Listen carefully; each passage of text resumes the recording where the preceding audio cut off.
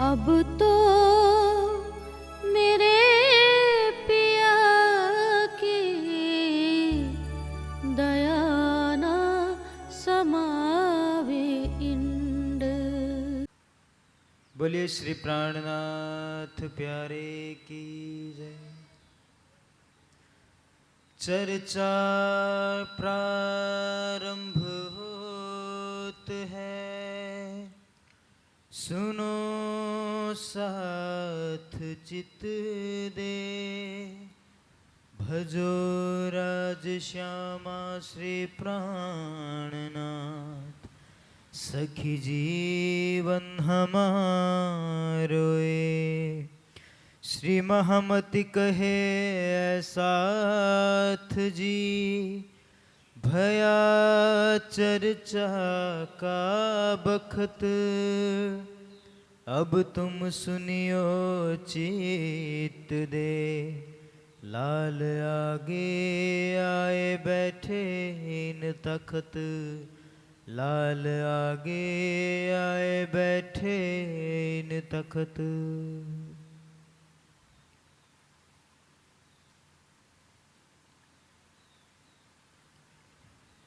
श्री महामति कहे ऐ मोमिनो, ए शरत करो याद। फिर लाल आगे की कहूँ, जो झगड़े की बुनियाद।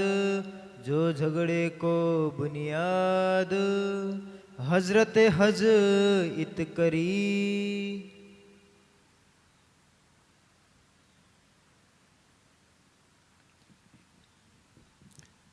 अक्षरातीत धामधनी श्री लालदास जी के धाम हृदय से वर्णन करवा रहे हैं। अब प्रसंग प्रारंभ होता है। सूरत में 500 सुंदर साथ श्री जी के चरणों में आ जाते हैं और उन्होंने दृढ़ संकल्प लिया कि धामधनी आप जागने के लिए आगे चलिए, हमारा तन मन धन आपके चरणों में समर्पित है। इसको कहते हैं झगड़े की बुनियाद।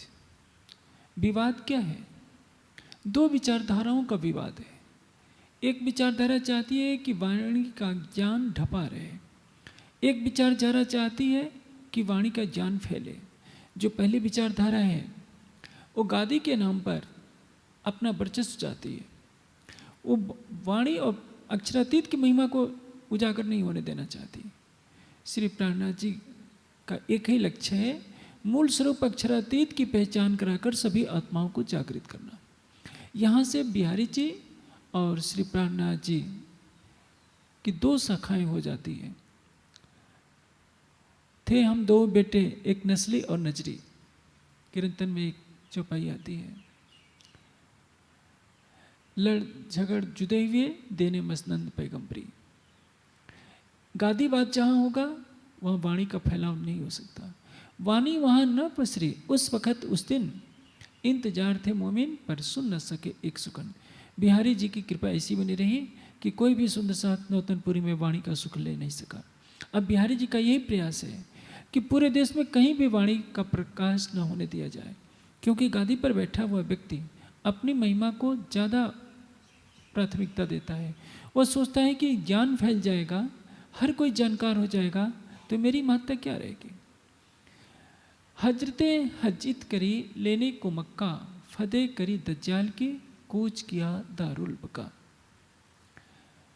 कथे परंपरा में एक घटना है, जब मोहम्मद सल्लल्लाहु अलैहि वसल्लम मक्का में प्रकट हुए तो उनका कट्टर विरोधी था अबू जहल, जिसको कहते हैं अबू जहद, मूल नाम अबू जहद है।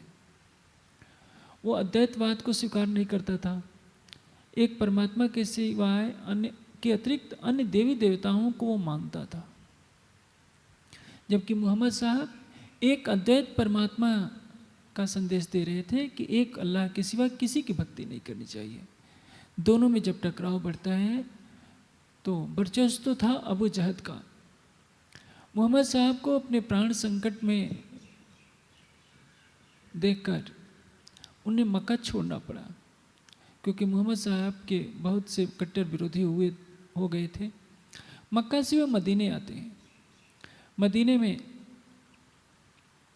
मोहम्मद साहब के काफ़ी अनुयायी हो गए और उन अनुयायियों की एक सेना तैयार की मोहम्मद साहब ने। मक्के पर धावा बोला गया, जिसमें हजरत अली के द्वारा अबू जहल का वध हुआ और इसके पश्चात पूरे मक्के पर मोहम्मद साहब का अधिकार हो गया। और मोहम्मद साहब ने जो 360 बुत रखे थे वहाँ सबको फेंकवा कर एक अद्वैत परमात्मा की उपासना का विधान कर दिया, जो आज तक इस्लाम में चला आ रहा है। इसको बातिनी रूप से घटाइए। हजरते हज इत करी। हजरत कौन है? श्री प्राणनाथ जी। हज करना, हज करना यानी प्रस्थान करना, लेने को मक्का। मक्का क्या है? नौतनपुरी मक्का है। श्री बिहारी जी के अंदर परमधाम की आत्मा तो है, लेकिन कलयुग रूपी अज्ञानता रूपी दज्जाल उनके अंदर बैठा हुआ है। वो अज्ञान क्या चाहता है कि वाणी का प्रकाश न हो। फतेह करी दज्जाल की, कूच करे दारुल बका। अब श्री प्राणनाथ जी जाहिरी गद्दी को नहीं लेंगे। बातिनी गद्दी क्या है? जो श्री देवचंद जी के धाम हृदय में युगल स्वरूप की बैठक थी, वही बातिनी गद्दी है।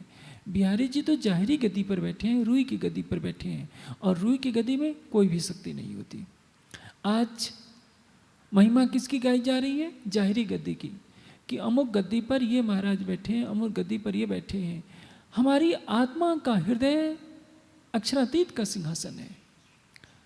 आप सागर में झूम झूम कर गाते हैं, पूरा देश गाता है, लेकिन कोई नहीं सोचता कि अर्श तुम्हारा मेरा दिल है, इत आए करो आराम, सेज बिछाई रुच रुच के यही तुम्हारा विश्राम।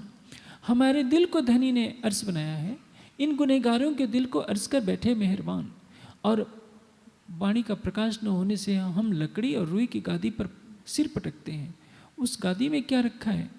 जो हमारी आत्मा के धाम हृदय में सिंहासन बसता है अक्षरातीत का, उस सिंहासन को तो हम सजाते नहीं, मांगते हैं उस निर्जीव गादी से जिसमें कुछ नहीं रखा है, जिसको एक कारीगर ने, एक लुहार ने और एक बढ़ई और एक दर्जी ने बनाया होता है। लुहार और एक बढ़ई और दर्जी की बनाई हुई गादी पर हम मत्था टेके, और अक्षरातीत ने हमारी आत्मा के अंदर अखंड रूप से अपना सिंहासन बनाया हुआ है। हम अपनी अंतर्दृष्टि खोलकर अपने सिंहासन पर बैठे हुए अपने प्राणेश्वर को नहीं रिझाएं तो गुनहगार कौन है? यही अज्ञानता है। बिहारी जी जाहिरी गद्दी पर बैठे हुए, वंशानुगत प्रभाव है उनका, योग्यता है यह है कि देवचंद जी के सुपुत्र हैं, और गादी पर बैठकर सब कुछ अपने तानाशाही फरमान को जाहिर कर रहे हैं कि नीची जात को तारतम नहीं देना, विधवा को तारतम नहीं देना, मेरे और तुम्हारे सिवा कोई तारतम न दे। श्री जी को यह स्वीकार नहीं। वहाँ से अंतराय पड़ती है, लेकिन जो नौतनपुरी में उनके अनुयायी थे वो तो उनको ही मानेंगे। तब केतिक गिरो उधर भई, और केतिक मेरे साथ दई जाहिर मसनंद नसलिए दूजी बातून मेरे हाथ। जाहिरी गद्दी पर अधिकार हो जाता है बिहारी जी का, और बातिनी गादी पर अधिकार है श्री प्राणनाथ जी का, क्योंकि उनके धाम हृदय में युगल स्वरूप की बैठक है। परम धाम की वाणी उनके तन से अवतरित हो रही है। सब सुंदर साथ उनकी ब्रह्मवाणी का रसपान करके जागनी के कार्य में अपना तन मन धन न्यौछावर कर रहे हैं। 500 की संख्या के साथ अब यहाँ से प्रस्थान करते हैं। इसको कहते हैं हज करना। हजरते हज इत करी, लेने को मक्का। मक्का पर जाहिरी अधिकार नहीं, बातिनी अधिकार, कि अक्षरातीत किसके दिल में बैठे हैं? बिहारी जी के अंदर बैठे हैं या श्री महामती जी के धाम हृदय में बैठे हैं? फतेह करी दज्जाल की, जब कूच करे दारुल बका। श्री प्राणनाथ जी वहाँ से सूरज से जागनी करते हुए जब पन्ना जी पहुँचते हैं तो पन्ना जी में चारों किताबें उतरती हैं, खिलवत, परिक्रमा, सागर और श्रृंगार। मार्ग में तरह तरह के ग्रंथ अवतरित होते जाते हैं। जब श्री जी अनूप शहर पहुँचेंगे, प्रकाश हिंदुस्तानी, कलश हिंदुस्तानी, सनंद की वाणी उतरती है। रामनगर में कुछ परिक्रमा के अंश उतरते हैं। चित्रकूट में क़यामतनामा उतरता है। परम धाम की 7 किताबें पन्ना जी में 4 किताबें पन्ना जी में उतरती हैं, इसके अतिरिक्त मार्फत सागर भी उतरता है, सिंधी भी उतरती है। अब ये है, सबको पता चल गया कि अक्षरातीत किसके अंदर है, महामती जी के धाम हृदय में, और सब ने उनको अपना आराध्य माना, अपना प्राणघन माना, अपना प्राणेश्वर माना कि यही है हमारे अक्षरातीत जो हमारी आत्मा को जगाने के लिए आए हैं। देवचंद जी की गादी पर बैठे हुए बिहारी जी महाराज केवल जाहिरी गादी लेकर के बैठे हैं, उस गादी में कोई भी शक्ति नहीं है। इसको कहते हैं फतेह करी दज्जाल की। अज्ञान रूपी जो दज्जाल बिहारी जी के अंदर बैठा था, उसको उन्होंने जीत लिया।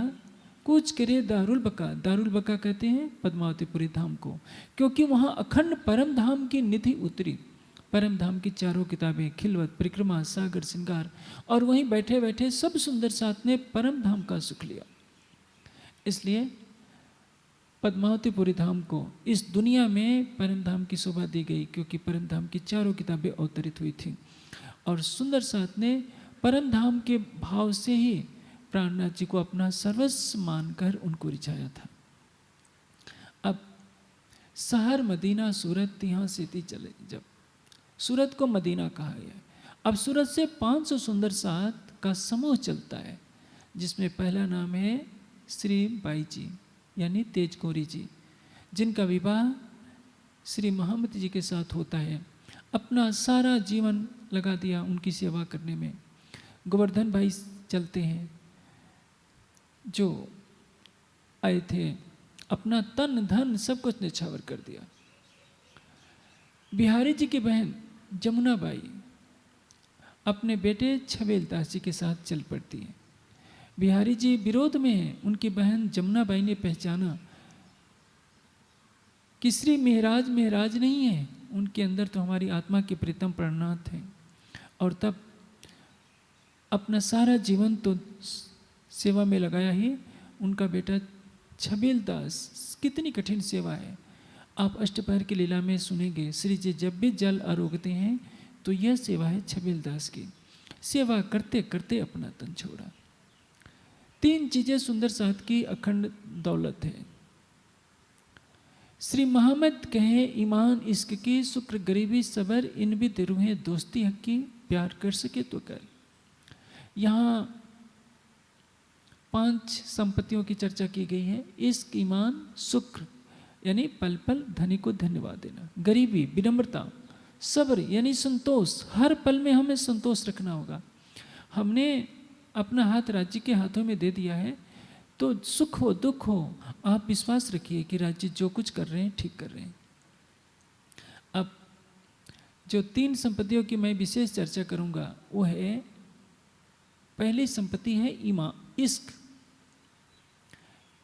जब तक ईमान दृढ़ नहीं होगा तब तक इश्क कहाँ से आएगा। ईमान आएगा इल्म से, यानी तारतम वाणी का ज्ञान, मूल स्वरूप के प्रति अटूट प्रेम, अनन्य प्रेम। वैसा प्रेम किसी अन्य के साथ न हो, हमारा रोम रोम उनका हो। और तीसरी चीज है सेवा। इश्क, ईमान और सेवा जिसके पास मिल गई उससे बड़ा भाग्यशाली इस संसार में और कोई भी नहीं। अब देखेंगे सब सुंदर साथ 500 की संख्या है। कौन सेवा में चलेगा? जाके धनिये पकड़े हाथ। चर्चा सुनने कौन आएगा? जाके धनिये पकड़े हाथ। नहीं तो सारा संसार तो माया में रला ही हुआ है। गोवर्धन भाई भी हैं, लालदास जी हैं। लालदास जी, लालदास संग चले खाली लेकर हाथ। कुछ नहीं है लालदास जी के पास, जो कभी अरबोपति थे, अब उनके पास 1 रुपया भी नहीं, लेकिन अपना तन मन सब कुछ निछावर कर दिया है धामधनी के चरणों में। उनकी एक बेटी है और एक पत्नी है। उनका पूरा कबीला, दामाद भी साथ चल पड़ता है कि जब आप चल रहे हैं तो हम क्यों रहें। इसके अतिरिक्त भीम भाई पूरे परिवार के साथ श्री जी के साथ चल पड़ते हैं और सेवा करते करते पन्ना जी में ही अपना तन छोड़ा। ये वो सुंदर साथ हैं जिन्होंने अपना तन मन सब कुछ निछावर कर दिया, क्योंकि उन्होंने पहचाना कि ये मेहराज नहीं, इसमें तो हमारे श्री राज बसते हैं। और उसी भाव से उन्होंने पन्ना जी में सेवा की। आज सभी मंदिरों में जो भी सेवा की जाती है उस पद्मावतीपुरी धाम में होने वाली अष्टपहर की सेवा की एक झलक मिलती है। सबने माना कि जैसे हम परम धाम में राजी को रिझाते हैं, यहाँ भी मीराज के धाम हृदय में बैठे हुए अक्षरातीत को हम रिझाएंगे।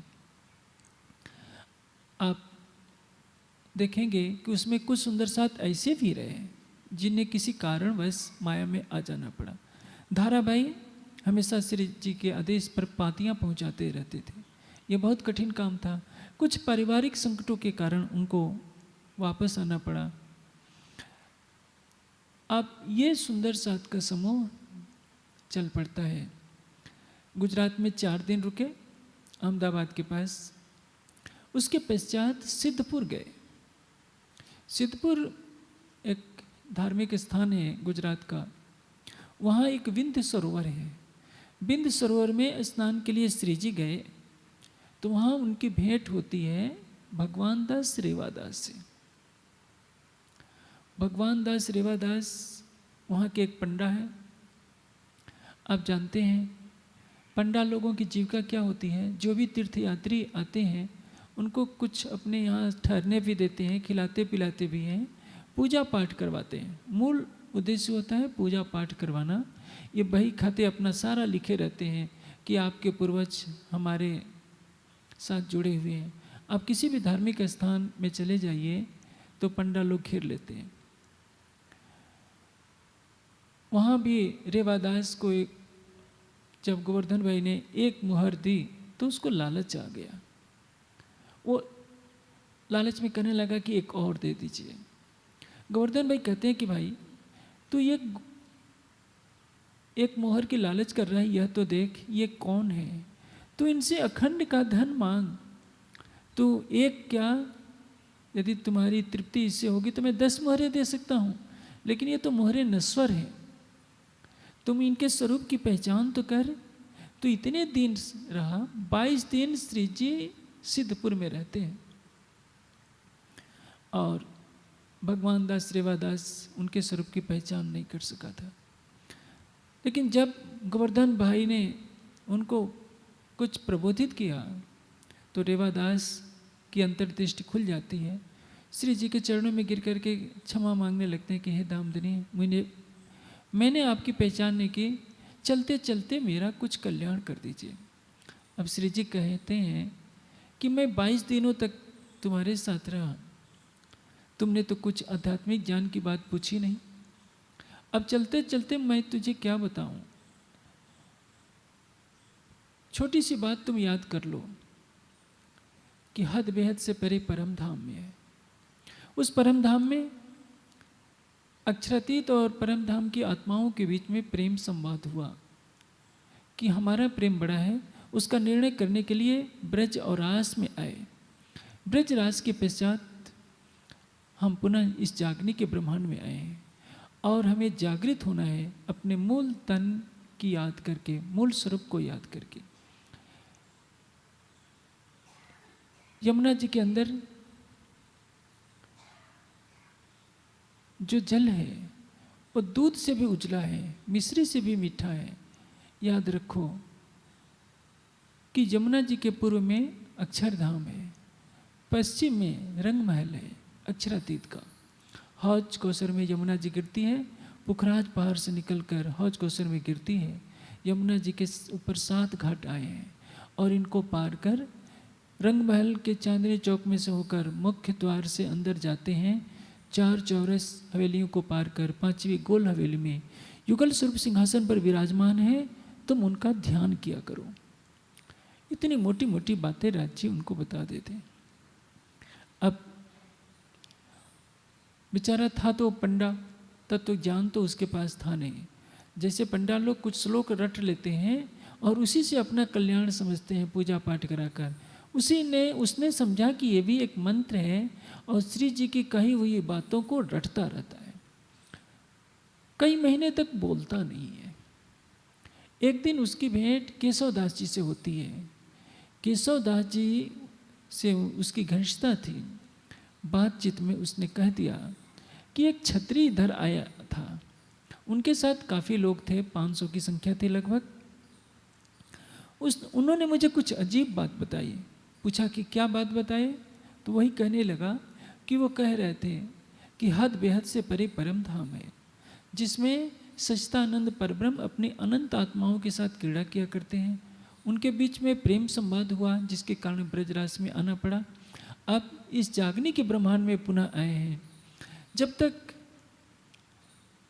यमुना जी के किनारे के जो 7 घाट आए हैं, जो पुखराज पहाड़ से निकलकर हौज कोसर में गिरती है, जब तक हम यमुना जी को पार कर चांदनी चौक से होते हुए मुख्य द्वार से अंदर 4 चौरस हवेलियों को पार कर 5वीं हवेली में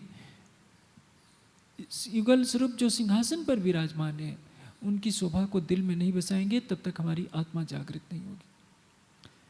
यह सुनकर केशवदास जी कहते हैं कि रेवादास तो सचमुच पंडा ही रह गया।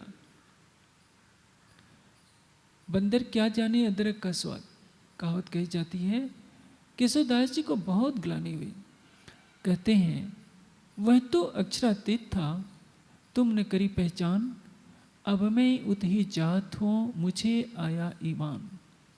यह ब्रह्मसृष्टि की पहचान है।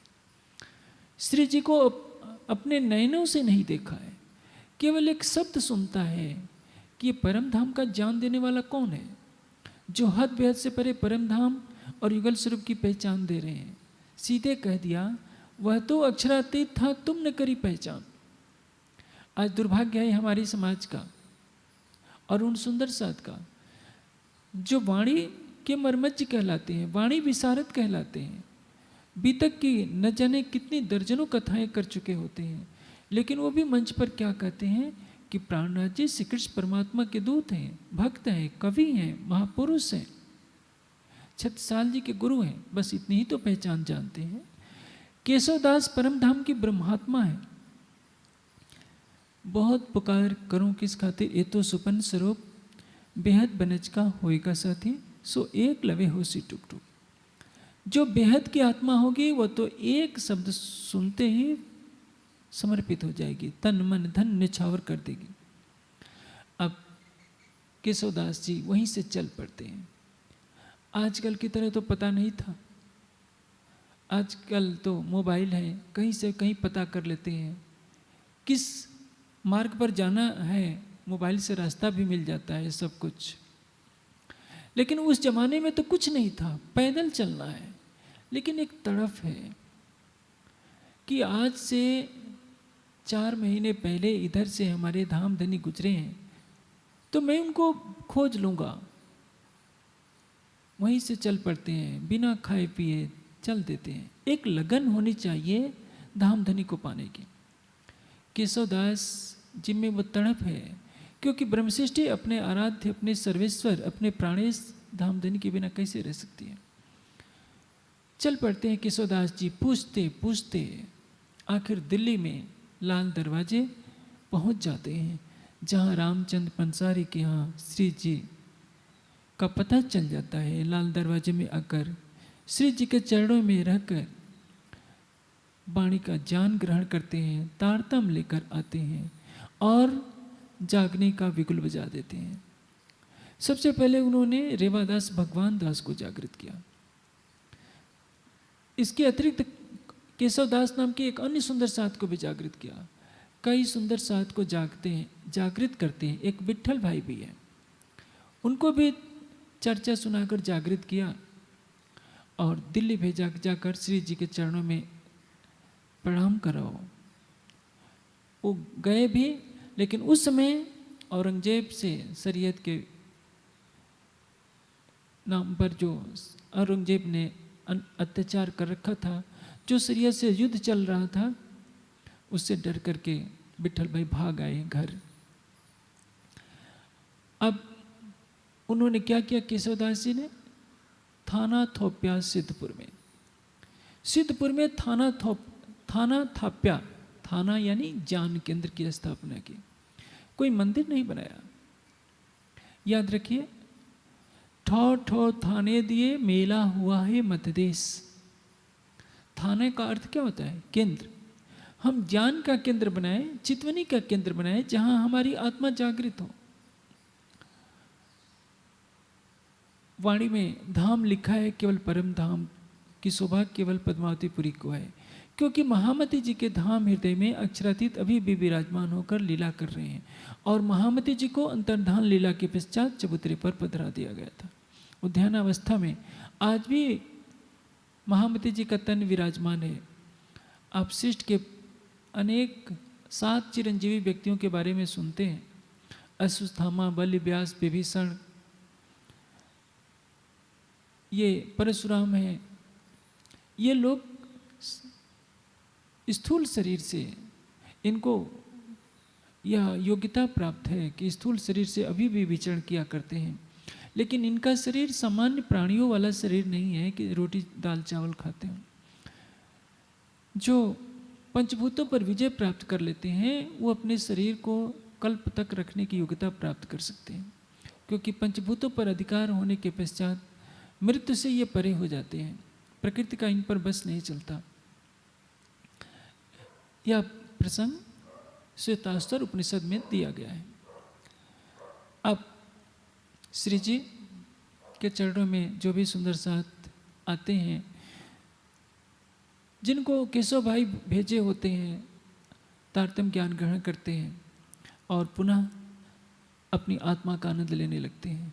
थाना यानी केंद्र बनाकर, सिद्धपुर को केंद्र बनाकर केशव भाई जागने का प्रवाह चला देते हैं। आज भी समाज को यही प्रेरणा लेनी चाहिए कि जिस तरह से सिद्धपुर में केशव भाई ने केंद्र बनाकर वाणी का प्रकाश किया, आज के युग में वैसे ही ज्ञान केंद्रों की आवश्यकता है, मंदिरों की आवश्यकता नहीं है। कड़वा सच यह है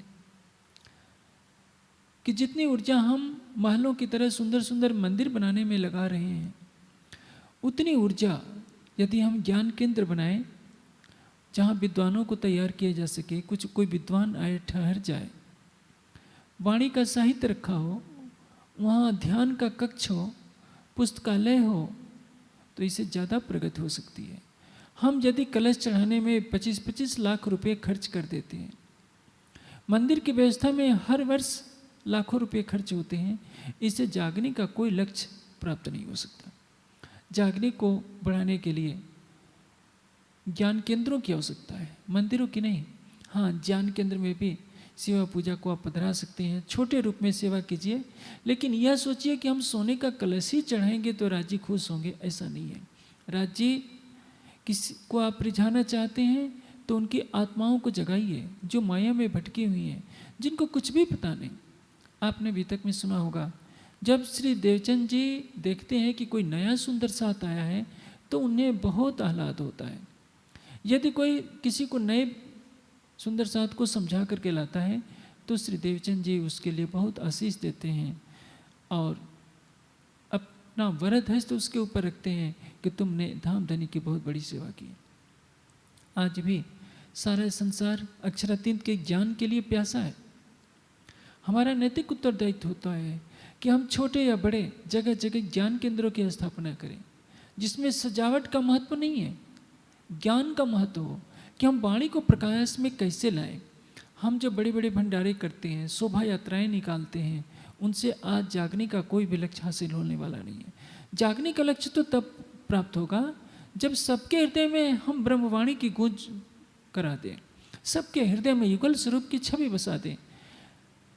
20-25 लाख 40 लाख खर्च करके हम एक मंदिर बनाते हैं, क्यों नहीं हम हर सुंदर साथ के हृदय में मंदिर बना देते हैं। वो मंदिर ज्ञान का होगा, प्रेम का होगा। जब सबका हृदय धनी का धाम है तो हर दिल को मंदिर बना दीजिए, अपने हृदय को मंदिर बनाइए जिसमें अक्षरातीत की अखंड शोभा विराजमान हो जाए। मंदिर को तो 4 साल 5 साल के बाद मरम्मत भी करानी पड़ती है। हृदय में जो अक्षरातीत का सिंहासन बनता है उसकी कोई मरम्मत नहीं करानी पड़ती है। शरीर भी मृत्यु को प्राप्त हो जाएगा तो भी आत्मा के हृदय में वो अखंड मंदिर बना रहा है। इसलिए अखंड मंदिर की तरफ ध्यान दीजिए और उसका लक्ष्य पूरा होगा ज्ञान केंद्रों की स्थापना से। अब श्री जी वहाँ से चलते हैं, चलते चलते सिद्धपुर से आते हैं मेड़ता। मेड़ता में लाभानंद यति नाम के एक महात्मा रहते हैं। यति किसको कहते हैं?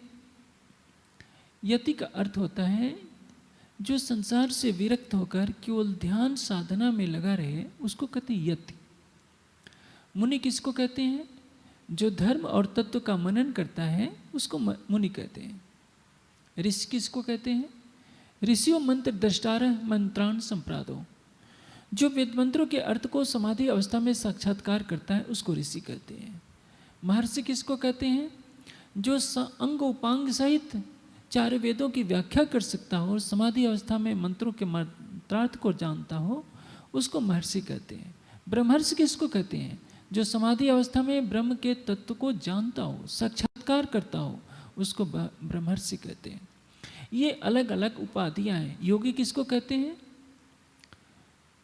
जो योग साधना में तल्लीन हो। संयोग योग इति उक्ता जीवात्म परमात्मना। जीव का और परमात्मा का मिलन ही योग है। योग का दूसरा अर्थ है समत्वम योग उच्चते। समत्व, समत्व भाव को प्राप्त होना। हम दृष्टा होकर संसार को देखने लगे। सुख हो रहा है तो हम खिलखिलाए नहीं, दुख हो तो फुट फुट कर रोए नहीं। हंसना और रोना दोनों ही अज्ञानता है। आप दृष्टा भाव से देखकर संसार में प्रसन्न रहिए। एक तो होता है प्रसन्नता जो स्वाभाविक जीव की प्रसन्नता है। सामान्य प्राणी कभी खूब हंसेगा कभी खूब रोएगा, ये दोनों ही अज्ञानता मूलक है। जो ज्ञानी होगा वो मुस्कुराएगा, दृष्टा भाव से देखेगा, उसको मालूम है कभी घनी अंधेरी रात है तो कभी उगता हुआ सूरज है, कभी दुख के बादल हैं तो कभी सुख की फुहारें पड़ती हैं। ये तो संसार है, कहीं मान है कहीं अपमान है। सुखे दुखे समे कृत्वा लाभ अलाभो जया जयो तस्मात् उत्तिष्ठ कौन्तेय न यो पापम अवाप्स्यसि। ये अर्जुन, लाभ हानि जय पराजय सुख दुख मान अपमान में तू समान हो जाए और उठकर खड़ा हो जाए निष्काम कर्म करने के लिए, जो मैं तुझसे कह रहा हूँ। इसलिए जो महान पुरुष होते हैं बड़ी से बड़ी विपत में कभी घबराते नहीं हैं। सामान्य व्यक्ति जरा से संकट आएगा दहाड़ मार कर रोना शुरू कर देता है, लेकिन जिन्होंने अपने ज्ञान चक्षुओं से देख लिया है वो आंसू क्यों बहाएं, अधीर क्यों हों? जिनके हृदय में अक्षरातीत का सिंहासन सजा है वो घबराएं क्यों? इसलिए जो इस समत्व अवस्था को प्राप्त हो जाता है वह योग की अवस्था को प्राप्त हुआ माना जाता है, उसको कहते हैं योगी। लेकिन लाभानंद यति कोई आर्ष योगी नहीं थे, वो एक तांत्रिक था और तांत्रिक क्रियाओं को सिद्ध कर रखा था। तांत्रिक क्रिया किसको कहते हैं? आध्यात्मिक क्षेत्र में दो चीजें चलती हैं। अध्यात्म के नाम पर जो बाजार लगता है उसमें दो तरह की दुकानें मिलेंगी। एक तो योगी महात्मा की, जिसकी साधना को कहते हैं दक्षिण मार्गी, और एक जो साधना होती है वो कहलाती है वाम मार्गी, जो तामसिक लोगों की होती है। आप देखते हैं समाचार पत्रों में, आप पढ़ते रहते हैं, टीवी में भी देखते हो, कई जगह तांत्रिक कहीं शराब चढ़ाते हैं, किसी की बलि दिला देते हैं, कहीं बच्चों की हत्या करा देते हैं। किसके लिए? कई जगह पेपरों में भी छप जाता है कि अमुक को बच्चा नहीं होता था, दूसरे के बच्चे का अपहरण लाए और उसकी हत्या कर दी ताकि हाँ तुम्हारे को बच्चा हो जाएगा। ये कितना पाप है। ये तांत्रिक क्रियाएं अधिकतर झूठ पर आधारित होती हैं। ये तांत्रिक क्रिया करने वाले तामसिक होते हैं, मांस का भक्षण भी करते हैं, शराब भी पीते हैं, अपने इष्ट को भी शराब चढ़ाते हैं, श्मशान में रहते हैं, राख लपेटे रहते हैं। इनके हाथ में मनुष्य की खोपड़ी होती है और चमत्कार दिखाकर लोगों को डराए रखते हैं। जो इनका कहना नहीं मानता उसको अपनी तांत्रिक क्रियाओं से इतने परेशान कर देते हैं कि व्यक्ति हाथ जोड़कर इनके सामने अपना सब कुछ समर्पित कर देता है कि जो आप कहेंगे हम वही मान लेंगे। श्री जी जब पहुंचते हैं मेड़ता में तो लाभानंद यति का पूरे मेड़ता पर वर्चस्व था, और अपने वर्चस्व को बनाने के लिए उसने क्या किया था? किसी भी महात्मा को वो नगर में आने नहीं देता था। पहली तो बात ये कि सबको उसने मना कर रखा था कि मेरे अतिरिक्त जो कोई किसी महात्मा के पास जाएगा, ज्ञान चर्चा सुनेगा, उसको दंडित मैं दूंगा, करूंगा। और इसी डर से कोई भी कथा चर्चा सुनने किसी के पास नहीं जाता था। उसका भय इतना फैला हुआ था। श्री जी जब जाते हैं तो 10 दिनों तक उससे चर्चा होती है। उसको आध्यात्मिक ज्ञान तो था नहीं, जीवन भर उसने तांत्रिक सिद्धियां कर रखी थी। तांत्रिक सिद्धियों में क्या किया जाता है? वशीकरण होता है, मारण होता है, मोहन होता है, उच्चाटन होता है। ये तांत्रिक क्रिया है। दूसरों को बस में कर लेना। इसमें क्या करते हैं? दीवार पर एक काला बिंदु बना देते हैं और उस बिंदु को एकटक होकर 3-3.5 घंटे तक लगातार यदि आप देखें, आपको ये नहीं करना है क्योंकि ऐसा करना पाप कहलाता है। 3 घंटे तक जो एकटक देख लेगा, वो जिससे जो कहेगा वो करना पड़ेगा। इसको कहते हैं वशीकरण। और कुछ नहीं होता। आपकी जो शक्ति है मन और इंद्रियों की, मन की शक्ति को जब आप एकाग्र करेंगे तो मन के संकल्प से आप जो चाहें वो करवा सकते हैं। इसको सिद्धि कहते हैं। जैसे खेत में घास लगी हुई है, एक बकरी भी आएगी तो सारी घास को चर सकती है, उसमें कोई शक्ति नहीं। लेकिन सारी घास को इकट्ठा करके आप रस्सी बट दीजिए तो उस रस्सी से हाथी को भी बांधा जा सकता है। ये तो स्थूल लाभ हुआ। यदि उस घास को आप दूसरे रूप में परिवर्तित कर लेते हैं, गैस के रूप में परिवर्तित कर लेते हैं, तो और शक्ति पैदा हो जाएगी। जैसे यदि उस घास को आपने सुखा लिया लंबी मात्रा में, तो उससे आप बिजली भी बना सकते हैं। चाहे गैस के माध्यम से गैस बनाकर बिजली बनाइए या टरबाइन के माध्यम से बिजली बनाइए। यदि आप वैसा नहीं कर सकते हैं तो एक बकरी आएगी, सबको चरती जाएगी। मनुष्य की शक्ति भी चारों तरफ फैली हुई है। हम अपनी शक्ति को नहीं पहचानते हैं, इसलिए असहाय बने होते हैं। देखने के लिए सबका शरीर हड्डी मांस का पुतला है। हड्डियों के ऊपर चमड़े का ढक्कन है, मांस है। इसमें हमारी 10 इंद्रियां हैं, 5 ज्ञानेंद्रियां, 5 कर्मेंद्रियां, 5 ज्ञानेंद्रियां विषयों का सेवन करती है। मन इसी में खुश रहता है। शरीर के 9 द्वारों से मलमूत्र ही निकलता है। कहने के लिए ये शरीर है अशुद्ध, लेकिन इसी शरीर से परमात्मा से मिलन होता है। यदि आध्यात्मिकता की तरफ यह शरीर चल गया तो इस शरीर की हड्डी तक पूजी जाती है। राख तक के लिए लोग तरसते हैं। जब बुद्ध का शरीर छूटा, दाह संस्कार हुआ, तो उनकी अस्थियों की राख के लिए लड़ाई होने को तैयार हो गए थे लोग कि हम ले जाएंगे, हम ले जाएंगे। मोहम्मद साहब का बाल एक कश्मीर के मस्जिद में रखा था, हजरत बल में। वो बाल गुम हो गया था तो उसके लिए आतंक मच गया था। लगता था कि दंगे फैल जाएंगे। फिर कहीं से बाल खोज कर रखा गया। आप सोचिए, संसार में तो अरबों प्राणी हैं, प्रतिदिन हजारों लाखों मरते हैं। उनको क्या किया जाता है? आग में जला दिया जाता है, जमीन में गाड़ दिया जाता है, क्योंकि उन्होंने अपना ध्यान परमात्मा की तरफ किया नहीं होता है। एक सती है, उसके सतीत्व के सामने सब सिर झुकाते हैं। एक वेश्या है जिसकी तरफ कोई देखना भी नहीं चाहता। मनुष्य का कर्म ही उसको तो महान बनाता है। यदि हम इस शरीर से विषय भोगों में लिप्त रहेंगे तो कौन पूछेगा? एक दिन इंद्रियों का तेज समाप्त हो जाएगा, हमारा शरीर भी मृत्यु को प्राप्त होगा और उसको आग के लपटों के हवाले कर दिया जाएगा। लेकिन इसी शरीर से यदि आपने अपने प्राणेश्वर को रिझा लिया, आपने अक्षरातीत का दीदार कर लिया, तो आपके जीव को अखंड बेहद का अनंत सुख मिलेगा और आपकी आत्मा अपने प्राणेश्वर के साथ विहार किया करेगी। उपयोग पर निर्भर है।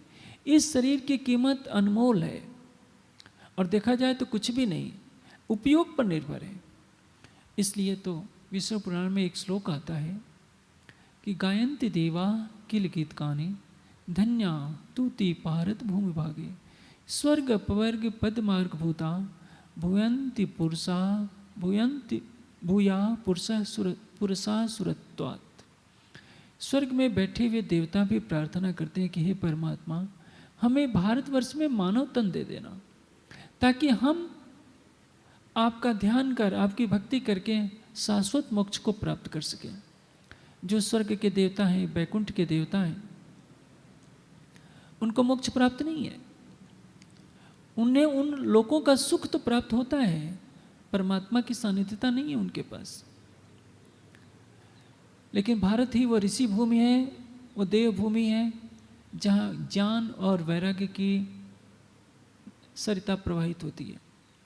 आप अमेरिका में चले जाइए, ब्रिटेन में चले जाइए, सुख सुविधा तो बहुत मिलेगी, आध्यात्मिकता नहीं मिलेगी। मांस और बियर, चमकती हुई सड़कों के अलावा और कुछ नहीं मिलेगा विदेशों में। वहाँ कोई सोचे कि हम दिन रात 6-6 घंटे की समाधि लगाएं, 2-2 दिन की समाधि लगाएं, तो अमेरिका में, इंग्लैंड में ये सब नहीं होगा। भौतिक सुख जितना चाहे उतना मिल सकता है। हाँ, भारत व ऋषियों की, योगियों की धरती है, जहाँ गुफाओं में, झोपड़ियों में, वनों में कोई न कोई योगी मिल जाएगा, जो सारे संसार से अलग होकर परमात्मा के ध्यान में लगा रहेगा। संसार के सारे सुखों को भोगने के बाद वो परम तत्व को देखना चाहता है, जानना चाहता है, और यही तो जीवन का स्वरूप और लक्ष्य होता है। बड़े बड़े चक्रवर्ती सम्राट अपनी वृद्धावस्था में सारे राजपाट को ठोकर मारकर वनों में जाकर झोपड़ी बनाकर रहते आए हैं, परमात्मा का ध्यान करते रहे हैं। बड़े बड़े ऋषि मुनि तत्ववेत्ता अपनी सारी आय उसी परमात्मा के चिंतन में लगाते रहे हैं। ये केवल भारत की धरती पर होता है। मैं वही बात कह रहा था कि दक्षिण मार्ग की जो उपासना पद्धति है, वो सात्विक मार्ग से परमात्मा की आराधना करती है। जो वाम मार्गी पद्धति है, वो मद्य से, मांस से, शराब से या अन्य तांत्रिक क्रियाओं से चमत्कार दिखाकर लोगों को वशीभूत करती है। आप बंगाल के जादू का नाम सुने होंगे, कामाख्या के जादू का नाम सुने होंगे। ये तांत्रिक ऐसे ही करते हैं, अपनी मन की शक्ति को एक जगह किसी मंत्र विशेष के जप में लगाते हैं। जैसे अभी एक विदेशी ने एक प्रयोग सिद्ध किया था। उसने अपने मन की संकल्प शक्ति से घड़ी की सुइयों को उल्टी दिशा में घुमा दिया था, दूर बैठे बैठे केवल देखकर। योगी क्या करते हैं, और कुछ नहीं होता। एक महात्मा जी के साथ सच्ची घटना घटी थी। उनके पास टिकट नहीं था, टीटीआई ने उनको नीचे उतार दिया। ये मेरी जन्मभूमि के पास की घटना है। टीटीआई ने जब नीचे उतारा तो उन्होंने अपनी भाषा में कहा कि क्या ट्रेन तो मुझे छोड़कर चली जाएगी। ड्राइवर बेचारा सारी ताकत लगाता रहा, ट्रेन एक कदम आगे नहीं बढ़ी। जब लोगों ने उनसे कहा कि उस महात्मा को आपने अपमानित क्यों किया, बेचारे टीटी ने आकर के पैर पकड़े, उनको बैठाया आदर से, तब ट्रेन चली।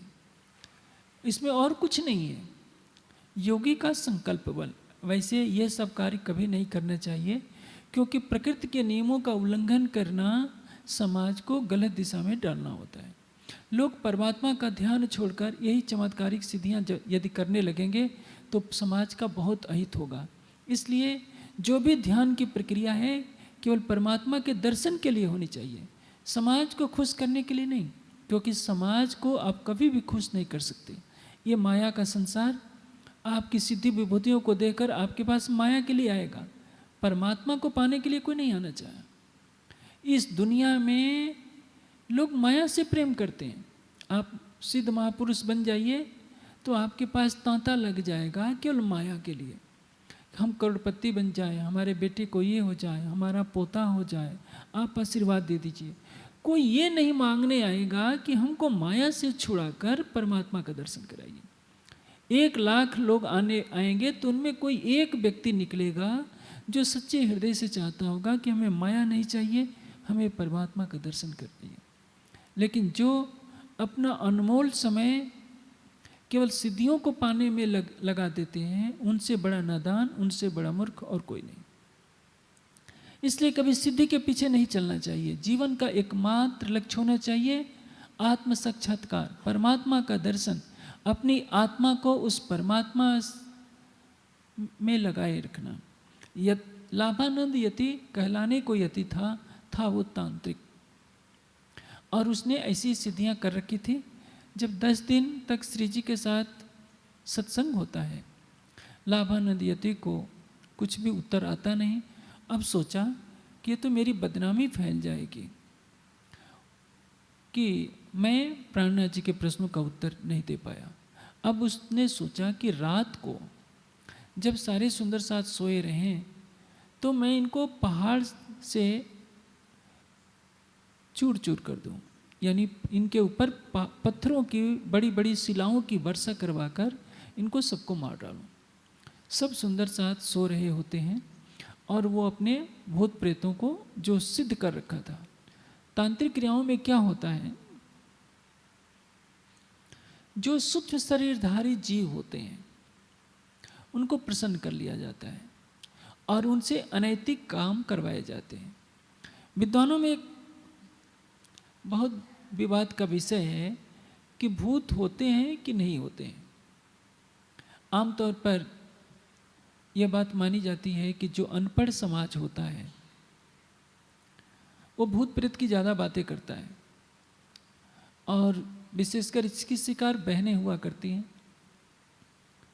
किसी को कह दीजिए कि भूत है तो लोग डर जाते हैं, और जितनी बातें कही जाती हैं समझिए उसमें 90-95% तो झूठ ही होता है। एक ने भय बैठा दिया कि उस पेड़ पर भूत रहता है तो लोग डर के मारे कोई नहीं जानते। भूत क्या है इसके बारे में एक सामान्य सी बात है समझने की। वेद में कहा गया है यमेन वाइना सत्यराजन, यानी जीव जब शरीर छोड़ता है तो सामान्य नियम यह है, बृहदारण्यक उपनिषद में जो लिखा है कि जैसे एक पतंगा किसी तिनके पर अपना आगे पैर रखता है और उठाकर दूसरे पैर को उस तिनके पर रखने में जितना समय लगता है उतने ही समय में एक जीव दूसरे एक तन को छोड़कर दूसरे गर्भ में प्रवेश कर लेता है। लेकिन हर नियम के साथ अपवाद भी होता है। यदि उसके चित्त में वासना है कि मैं नहीं मरा होता, उसको मोह बना रहता है, तो उसमें देरी लग जाती है। यह सब कुछ परमात्मा के निर्देश पर होता है। जिसके चित्त में जैसी वासना होती है जीव की वही गति होती है। यदि जीव अकाल मृत्यु का शिकार हुआ है, एक्सीडेंट से हुआ है, किसी और चीज़ से हुआ है, और उसकी तृष्णा रह गई होती है कि मैं मरा नहीं होता, या किसी को धोखे से मार दिया जाता है, तो उसका जीव कुछ समय के लिए गर्भ में प्रवेश नहीं कर पाता है। वो वायुमंडल में भटकता रहता है। वो कभी कभी किसी को दिख जाता है तो लोग कहते हैं भूत। भूत यानी प्राणी। जैसे स्थूल शरीरधारी हम हैं, वैसे ही स्थूल शरीरधारी से रहित जो जीव है उसको कहते हैं सूक्ष्म शरीरधारी जीव, यानी भूत का अर्थ प्राणी ही होता है। किस योनि में किस जीव को जाना है, कहाँ जाना है, ये उसके कर्मों के अनुसार, उसके चित्त की वासना के अनुसार राज्य के निर्देश पर निर्भर करता है। इसलिए कभी किसी भूत से डरने की आवश्यकता नहीं होती है। कोई योगी कभी भूत प्रेतों से डरता नहीं है, और तांत्रिक क्रियाओं का कभी भी किसी योगी महात्मा पर असर नहीं पड़ता है। असर किस पर पड़ता है? जिनका आत्मबल कमजोर होता है। प्रायः महिलाएं इसकी ज़्यादा शिकार होती हैं। एक घटना गोपीनाथ कविराज की मैं बताता हूँ, कई बार मैंने जिक्र भी किया होगा। गोपीनाथ कविराज का एक विद्यार्थी था। आप जानते हैं गोपीनाथ कविराज बनारस के रहने वाले थे। उन्होंने पूरा पुस्तकालय ही पढ़ डाला था। 6 महीना उन्होंने एकांत में साधना की थी, और बाद में राधा कृष्ण की विशेष भक्ति में उन्होंने एक ग्रंथ लिखा था। उस बस्ती में जहाँ उनका विद्यार्थी रहता था, एक ऐसे ही तांत्रिक महोदय आए। उनके पास लोगों की भीड़ लगने लगी। 1 मिनट में 1000 किलोमीटर से सामान मंगा देते थे कि देखो वहाँ से मैं सामान ये मंगा रहा हूँ, ये मंगा रहा हूँ। अब चमत्कार जहाँ होता है वहाँ तो दुनिया नमस्कार करती ही है। लोगों की भीड़ बैठ गई। उस विद्यार्थी के मन में भी जिज्ञासा हो गई कि क्यों ना मैं भी इस विद्या को सीख लूँ। और वो तांत्रिक के पास चला गया कि मुझे भी यह विद्या सिखा दीजिए। उसने मंत्र सिखा दिया कि तुम्हें रात को इसका पाठ करना होगा। उसने कई दिन तक किया, जब उसमें सिद्धि नहीं मिली तो आकर के उस तांत्रिक से कहता है कि मैं तो इसका पाठ करता हूँ, मुझे इसकी सिद्धि नहीं मिल पा रही है। तो कहता है कि देखो, तुम करते हो गायत्री संध्या साधना करते हो, तुम परमात्मा का ध्यान करते हो। यदि यह सिद्धि चाहिए तो तुम्हें उस भक्ति भाव को छोड़ना पड़ेगा, क्योंकि मैं जिससे काम करवाता हूँ वो एक प्रेत है। और जब मेरा प्रेत तुम्हारे शरीर में घुसना चाहा तो तुम्हारे तेज से वह जलने लगा और उठ करके भाग खड़ा हुआ। इसलिए यदि तुम्हें यह सिद्धि चाहिए तो तुम जो संध्या गायत्री करते हो ये बिल्कुल छोड़ दो, तो मेरी सिद्धि हो पाएगी।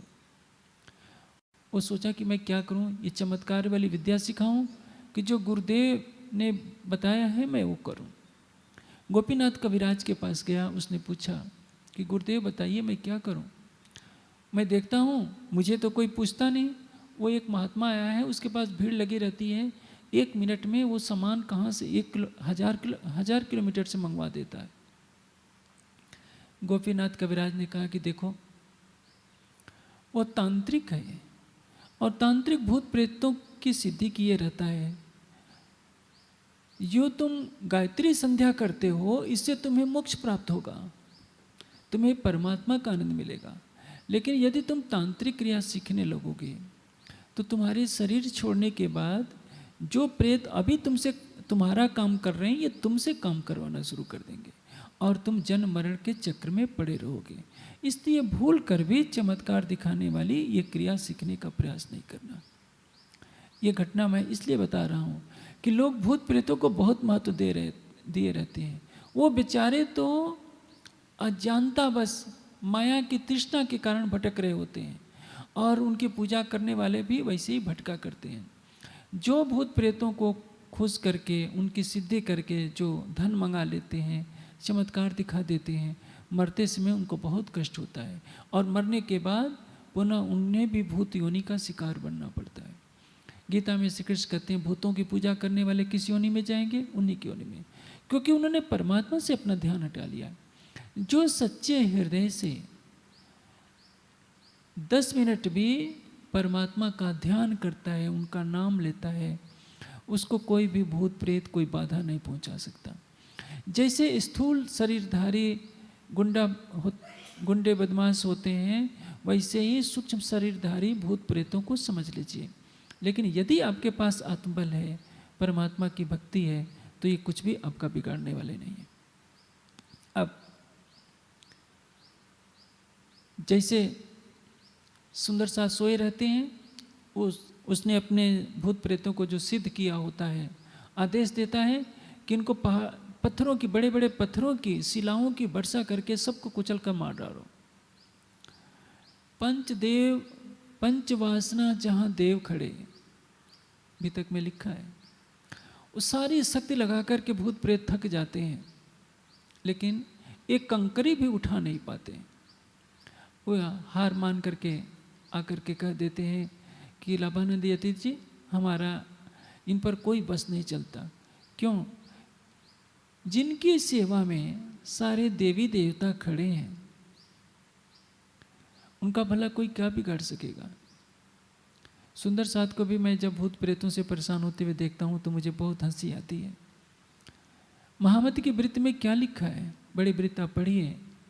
जहाँ ब्रह्मात्मा होती है वहाँ तो जबराइल परिक्रमा देता है। जबराइल कौन है? राज्य का जोश।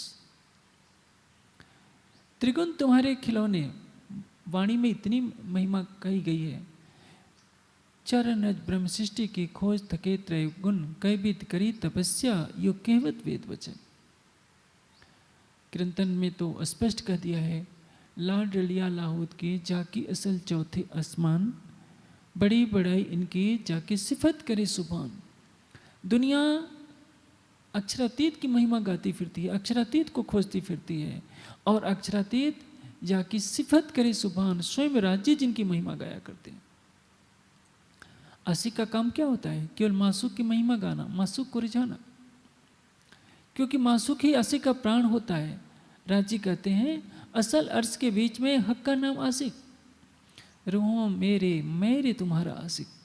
राजी कहते हैं कि मैं तुमसे प्रेम करता हूँ, मैं सुख सदा तुम्हें चाहूँ, वास्ते तुम्हारे कवित के इस अंग उपजाऊँ। तुमको रिझाना मेरा काम है। कबीर जी ने एक बहुत अच्छी बात कही है। एक समय था जब मैं हरि के पीछे पीछे खोजता हुआ फिरता था, आज मेरा हरि मेरे पीछे पीछे चलता है कबीर कबीर पुकारते हुए। आप भी तो सोचिए, आप अपने प्राणेश्वर को इस तरह से रिझाइए कि आपका प्रीतम आपके पल पल पास हो। यदि आप अक्षरातीत से प्रेम करते हैं तो जो माया के जीव हैं, सूक्ष्म शरीर की वासना से ग्रसित होकर इतने तल्लीन हो गए हैं कि वो बेचारे, उनका पुनर्जन्म नहीं हो पा रहा है, उनसे आपको डरने की कोई ज़रूरत नहीं है। उनको खुश करने के लिए ओझाओं के पास, तरह तरह के झाड़ फूंक करने वालों के पास जाने की ज़रूरत नहीं है। लेकिन हिंदू समाज को क्या कहा जाए? सुना है कहीं हनुमान जी का मंदिर है, कहीं देवी का मंदिर है, एक सिर हिलाने लगता है तो उसकी देखा देखी कई लोग सिर हिलाने लगते हैं, सिर पटकने लगते हैं। पूछा जाता है क्या क्या हो गया है, तो अमुक देवी आ गई है, अमुक भूत आ गया है। यदि वहाँ गर्म आग में लाल मिर्चा डाल दीजिए, छींक आएगी, सारे भूत भाग जाएंगे। होता कुछ नहीं है, एक मानसिक रोग है। और ये रोग कब होता है? जिनका मनोबल कमजोर होता है। अपने हृदय में प्रीतम का ध्यान कीजिए, कोई भी भूत प्रेत आपके तेज से आपके पास तक नहीं आएगा। आपको पीड़ित करने की तो दूर की बात है। जब माया के एक छोटे से भूत से आप डर जाएंगे तो आप और क्या करेंगे? ऐसी ही घटना एक है। केशवदास जी श्रृंगार रस के कवि थे। एक बार श्रृंगार रस का वर्णन कर रहे थे, अचानक उनका तन छूट जाता है। लेकिन उनका ध्यान तो स्त्री के श्रृंगार में था। परिणाम यह हुआ कि शरीर छूटने के पश्चात उनका जीव पुनः जन्म नहीं ले पा रहा था, क्योंकि वासना उनके अंदर आ गई थी। उधर से जो भी जाता था, एक पेड़ पर उनका जीव रहने लगा, जो भी जाता था उसको नंगा कर देते थे, क्योंकि वो श्रृंगार वर्णन में लगे थे, उस अंग के सौंदर्य में खोए थे, और यही वासना उनको पुनर्जन्म में बाधक बन रही थी। एक बार गोस्वामी तुलसीदास जी उस वृक्ष के नीचे से उस मार्ग से जा रहे थे। बस्ती के लोगों ने कहा कि गोसाई जी आप उधर से मत जाइए, नहीं तो उस पेड़ पर वो जो प्रेत रहता है आपको भी नंगा कर देगा। गोसाई जी ने कहा कि तुम्हें चिंता करने की आवश्यकता नहीं है। गोसाई जी भक्ति भाव वाले थे, उन्होंने दिव्य दृष्टि से देख लिया कि अरे ये तो केशवदास जी हैं, जो इतने बड़े कवि थे और प्रेत योनि के शिकार हैं। उन्होंने दूर से भक्ति भाव का एक दोहा बना करके बोला, केशवदास जी तुम कहाँ फंसे पड़े हो, परमात्मा की शरण गो। एक दोहा सुनने मात्र से केशवदास जी को प्रेत योनि से मुक्ति मिल गई। जैसे ये हमारा तन है, हम 84 लाख योनियों की मान्यता करते हैं, उसी तरह से सूक्ष्म शरीर में भटकने वाला जीव जब जन्म नहीं ले पाता है तो उसको प्रेत कहते हैं, भूत कहते हैं। इनसे डरने की कोई आवश्यकता नहीं। अब लाभानंद यति देख रहा है कि मैं प्रेतों से तो कुछ नहीं करवा पाया, तो आसन लगा करके बैठ जाता है। जितने मंत्र तंत्र उसने सिद्ध किए होते हैं सब कुछ प्रयोग करता है, आहुति देता है कि इनका अनिष्ट हो जाए, कुछ नहीं होता है। जिस तन में स्वयं अक्षरातीत लीला कर रहे हो, अक्षर ब्रह्म की आत्मा जिस तन में है, जोश जिस तन में है, श्यामा जी की आत्मा जिस तन में है, आवेश शक्ति जहाँ लीला कर रही हो, जिस अक्षर ब्रह्म के एक आदेश से अनंत ब्रह्मांड बनते हैं, और उनकी छत्रछाया में जो ब्रह्ममुनि रहते हैं, सभी देवी देवता जिनकी सुरक्षा में खड़े रहते हैं, उनको भला कौन बिगाड़ सकता है? आज हम असहाय क्यों हैं? क्योंकि हम अपनी शक्ति को नहीं पहचानते। एक सिद्ध पुरुष क्या करता है? योग दर्शन में के विभूतिपाद में सिद्धियों का वर्णन है। एक सामान्य व्यक्ति जब अपने मन को संनिमित नहीं कर पाता तो असहाय व्यक्ति की तरह घूमता रहता है कि मैं शक्तिहीन हूँ, गिड़गिड़ाता रहता है, मजारों पर सिर को पटकता है, पत्थरों पर सिर को पटकता है, नदियों और वृक्षों से मन्नत मांगता फिरता है। लेकिन यदि उसके आत्मबल जागृत हो जाए तो सोचता है कि मैं परम धाम की हिला नहीं सकती, मैं इन पत्थरों पर सिर को क्यों पटकूं, मजारों पर सिर को क्यों पटकूं। मैंने देखा है सुंदर साथ को भी भय के मारे कभी भूमिया देवता की शरण में चले जाते थे, कभी घर के बाहर जो चबूतरा ईंट का बना होता है उस पर भी सिर को पटक लेते हैं, कभी उसको भी भोग लगा देते हैं कि कहीं ये नाराज होकर हमारा अनिष्ट न कर दे। क्योंकि निष्ठा ही नहीं है परमात्मा पर, अपनी शक्ति पर विश्वास नहीं है कि मैं अक्षरातीत की हिलाद नहीं सकती, अक्षरातीत की पटरानी और इन पत्थरों के झूठे निर्जीव जड़ पदार्थों पर क्यों अपना ईमान धर्म बेच रही। ये तो तब होगा जब हमारी आत्मा के अंदर प्रियतम परब्रह्म का प्रेम आएगा। जब चारों तरफ से थक जाता है तो मौन होकर के बैठ जाता है कि अब हमारा कुछ बस नहीं चलेगा। अब जिस लाभानंद के डर से कोई आ नहीं पाता है, जब सबको पता चला कि लाभानंद तो मौन धारण कर लिया, अपने निवास के आगे बोर्ड लगा दिया कि मैं अनिश्चित काल के लिए मौन व्रत में हूँ। जब मौन व्रत में यति जी चले गए तो उनसे कौन शास्त्रार्थ करेगा। अब सारा नगर निडर हो जाता है। जैसे मधुमक्खी का झुंड आता है शहद एकत्रित करने के लिए, वैसे ही श्री जी के चरणों में पूरा मेड़ता नगर आ रहा है।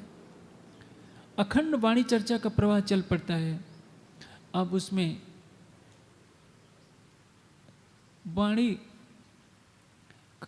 की चर्चा सुनकर काफ़ी सुंदर सा जागृत होते हैं, जिसमें राजा राम झांझन भाई का परिवार है। राजा राम और झांझन भाई और मकरंद, ये 3 परिवार हैं पन्ना जी में। आज भी इन 3 परिवारों के बहुत तेरे सदस्य धामी भाई रहा करते हैं। इन तीनों परिवारों ने अपना जीवन समर्पित कर दिया। राजा राम और झांझन भाई की एक बेटी थी उनके खानदान में, जिसका नाम था ललिता। अंग कुबड़ा टेढ़ा टेढ़ा था, कुरूप थी। उस ललिता के ऊपर श्री जी ने पानी का छींटा मारा था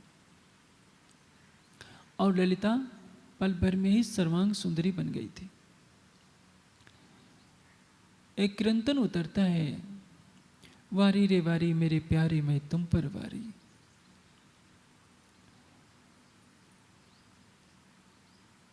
मेरे प्यारे मैं तुम पर बलिहारी हूं। इस प्रकरण में ललिता ने अपने भावों को व्यक्त किया है। वारी रे वारी मेरे प्यारे मैं तुम पर वारू। आगे इसमें कहती है, कोट बेर ललिता कुर्बानी मेरे धनी जी कायम सुकारी। जहर जिमी से कोई न निकस्या अमल चढ़े अति भारी। तरह तरह के उद्बोधनों से इसमें समझाया गया है। ललिता के हृदय के इसमें भाव हैं कि मेरे धाम धनी मुझको जगाने के लिए आप आए। मैं तो कुबड़ी थी, काली थी, लेकिन आपने मेरे शरीर को नहीं देखा, मेरी आत्मा को देखा और मुझ आत्मा को जागृत करने के लिए आप यहाँ आए हैं। तो आप कौन हैं? कुंज बिहारी, ऊपर कुंज बिहारी। मैं परम धाम के कुंज निकुंजों में विहार करने वाले आप अक्षरातीत इस तन में विराजमान होकर के लीला कर रहे हैं, तो मैं आपके ऊपर अपना सर्वस्व समर्पण करती हूँ। यही ललिता है। जब श्री जी के हाथों से पानी का छींटा पड़ते ही सर्वांग सुंदरी बन जाती है। अपना सब कुछ समर्पित करके पद्मावती पूरी बाद में आती है। और अष्टपहर की लीला में आप सुनते हैं, प्रतिदिन ललिता आती है, श्री जी के चरणों में प्रणाम करती है जब स्नान करते हैं तो, और श्री जी पानी का छींटा तब भी फेंक देते हैं। सब सुंदर सा हंसने लगती हैं। यह लीला चलती रहती है। ये ललिता जो श्री जी के आशीर्वाद से, श्री जी की कृपा दृष्टि से सर्वांग सुंदरी बन गई थी। जैसे ब्रज में कुब्जा को श्री कृष्ण जी ने अपने स्पर्श मात्र से ठीक कर दिया था, और परमहंस महाराज श्री रामरतन दास जी ने भी, सहारनपुर के एक सुंदर साथ थे, उनकी भी एक बेटी थी, उसकी भी पेट टेढ़ी थी। उनके माता पिता ने लाकर महाराज जी की गोद में रख दिया कि महाराज जी आप ही इसको ठीक कर सकते हैं। महाराज जी ने उसकी पीठ पर एक थपकी मारी और उसी का परिणाम हुआ कि वो हमेशा के लिए स्वस्थ हो गई। आप सोचिए, एक ब्रह्मणी अपने वरद हस्त से, अपने पवित्र स्पर्श से उसका पीठ का कुपड़ा ठीक कर देते हैं, तो कैसे हुआ? संकल्प शक्ति से। एक ब्रह्मात्मा के हृदय में जो शुभ संकल्प होगा वो अवश्य पूरा होगा। इसलिए जाको मेहर करे मोमिन ताहे सुपने नहीं होए दो जग। यदि ब्रह्मात्मा की संगति में माया का कोई कोरा कोरा जीव भी रहता है तो निश्चित है कि उसको मोक्ष प्राप्त हो जाएगा, क्योंकि पुराण संहिता में स्पष्ट कहा है करोड़ों गायत्री के जप से भी जो पुण्य प्राप्त नहीं होता, एक ब्रह्मात्मा के साथ रहने से, बातें करने से संसार के जीव को प्राप्त हो सकता है। परमहंस महाराज श्री रामरतन दास जी के साथ या अन्य ब्रह्ममुनियों के साथ जिन जिन जीवों ने अपना समय गुजारा होगा, निश्चित है कि उनका जीव किसी न किसी रूप में अखंड मुक्ति को प्राप्त हुआ होगा। जब एक फूल के वृक्ष के पास आप जाते हैं, फूल की सुगंध आपको मोहित कर सकती है, तो जिस बस्ती में, जिस तन में परम धाम की ब्रह्मात्मा का वास होता है, उसके आसपास भी रहने वाले कहीं न कहीं लाभान्वित होते हैं। अब राजा राम और झांझन बाई ने अपना सब कुछ श्री जी के चरणों में सौंप दिया, सारी चाबी, सारी संपत्ति ला करके रख दी। श्री जी ने कहा कि देखो अब इसे राज्य की संपत्ति मानिए और आप जो व्यवसाय करते हैं उस व्यवसाय को कीजिए। सुंदर साध के खर्च के लिए जो भी धनराशि होती हो, जो बच जाता है, वो सुंदर साध की सेवा में खर्च कीजिए। आप देखेंगे लगभग 1732 का समय है, 32-33 का समय है जब श्री जी मेड़ता में रहते हैं। वहाँ से लेकर पन्ना जी तक पहुँचने तक 1740-41 तक लगभग 9 सालों से अधिक समय तक, 10 वर्षों तक राजा राम और झांझन बाई ने सारे सुंदर साध की सेवा का खर्च उठाया। आप सोचिए, पन्ना जी पहुंचने तक 5000 की संख्या है। 5000 सुंदर साध का 10 वर्षों तक सेवा करना कैसे संभव है? आप राज्य की तरफ एक कदम बढ़ाएंगे, राज्य आपकी तरफ 10 कदम बढ़ाएंगे।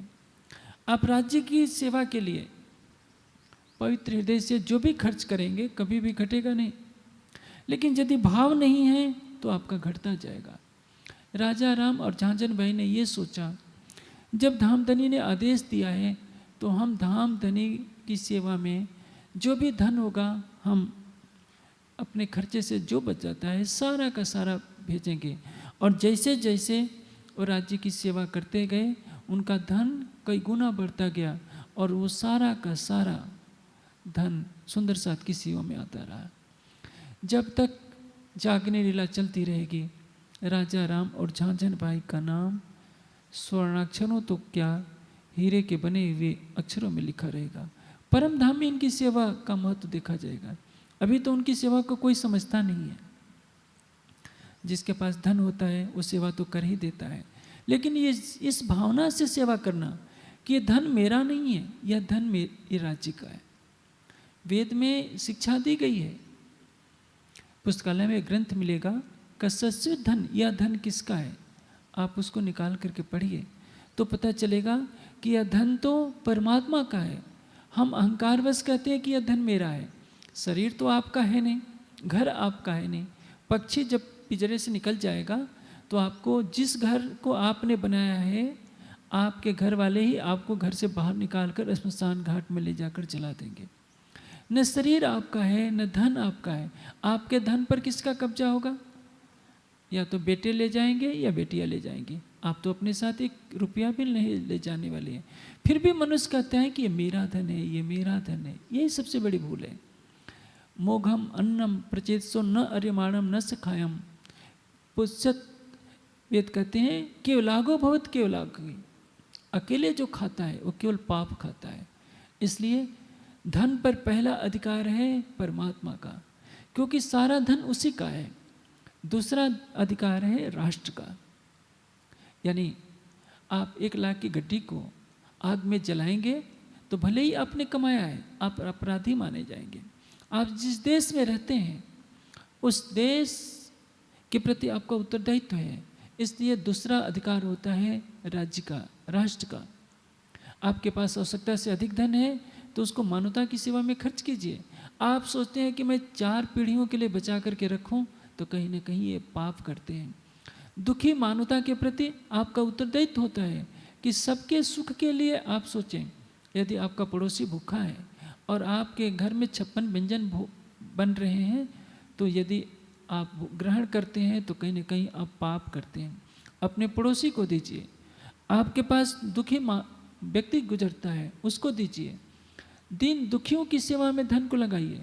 आप शादी विवाह में दिखावे के खर्चे बंद कर दीन दुखियों के प्रति भी सोचिए कि इस देश में यदि कोई भूखा नंगा है और हम धन को पानी की तरह उड़ा रहे हैं तो हम कहीं ना कहीं महापाप कर रहे हैं।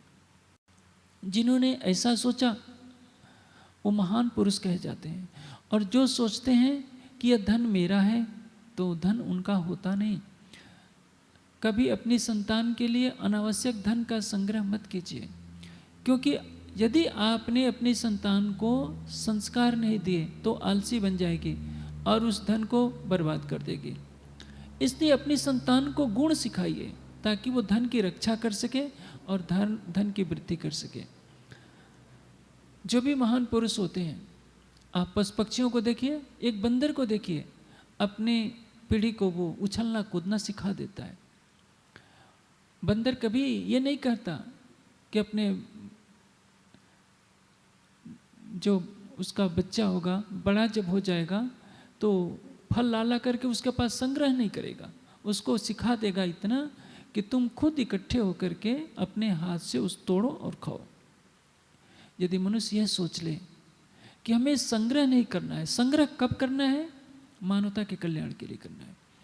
तेन तक तेन भुंजिता, त्याग पूर्वक भोग कीजिए। धन का संग्रह भी कीजिए तो संसार के कल्याण के लिए संग्रह कीजिए। हम गरीबों के लिए प्रतिदिन 5 रुपया निकालते हैं तो 1 महीने में 150 रुपये होते हैं और 1 वर्ष में 1800 रुपये होते हैं। आप सोचिए, हर व्यक्ति इस देश का केवल 100 रुपये 1 वर्ष में निकालता है और 1.25 अरब व्यक्ति गरीबों के लिए निकालें तो कितने रुपये हो जाएंगे? कभी किसी ने सोचा है?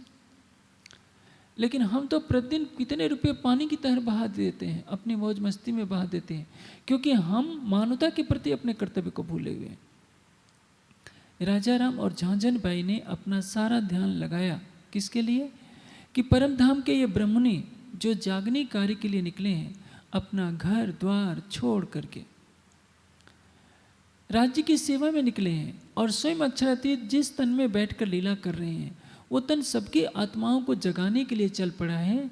तो हमारा धन तो अब है नहीं, हम क्या हो गए? राज्य के एक कर्मचारी, एक सेवक।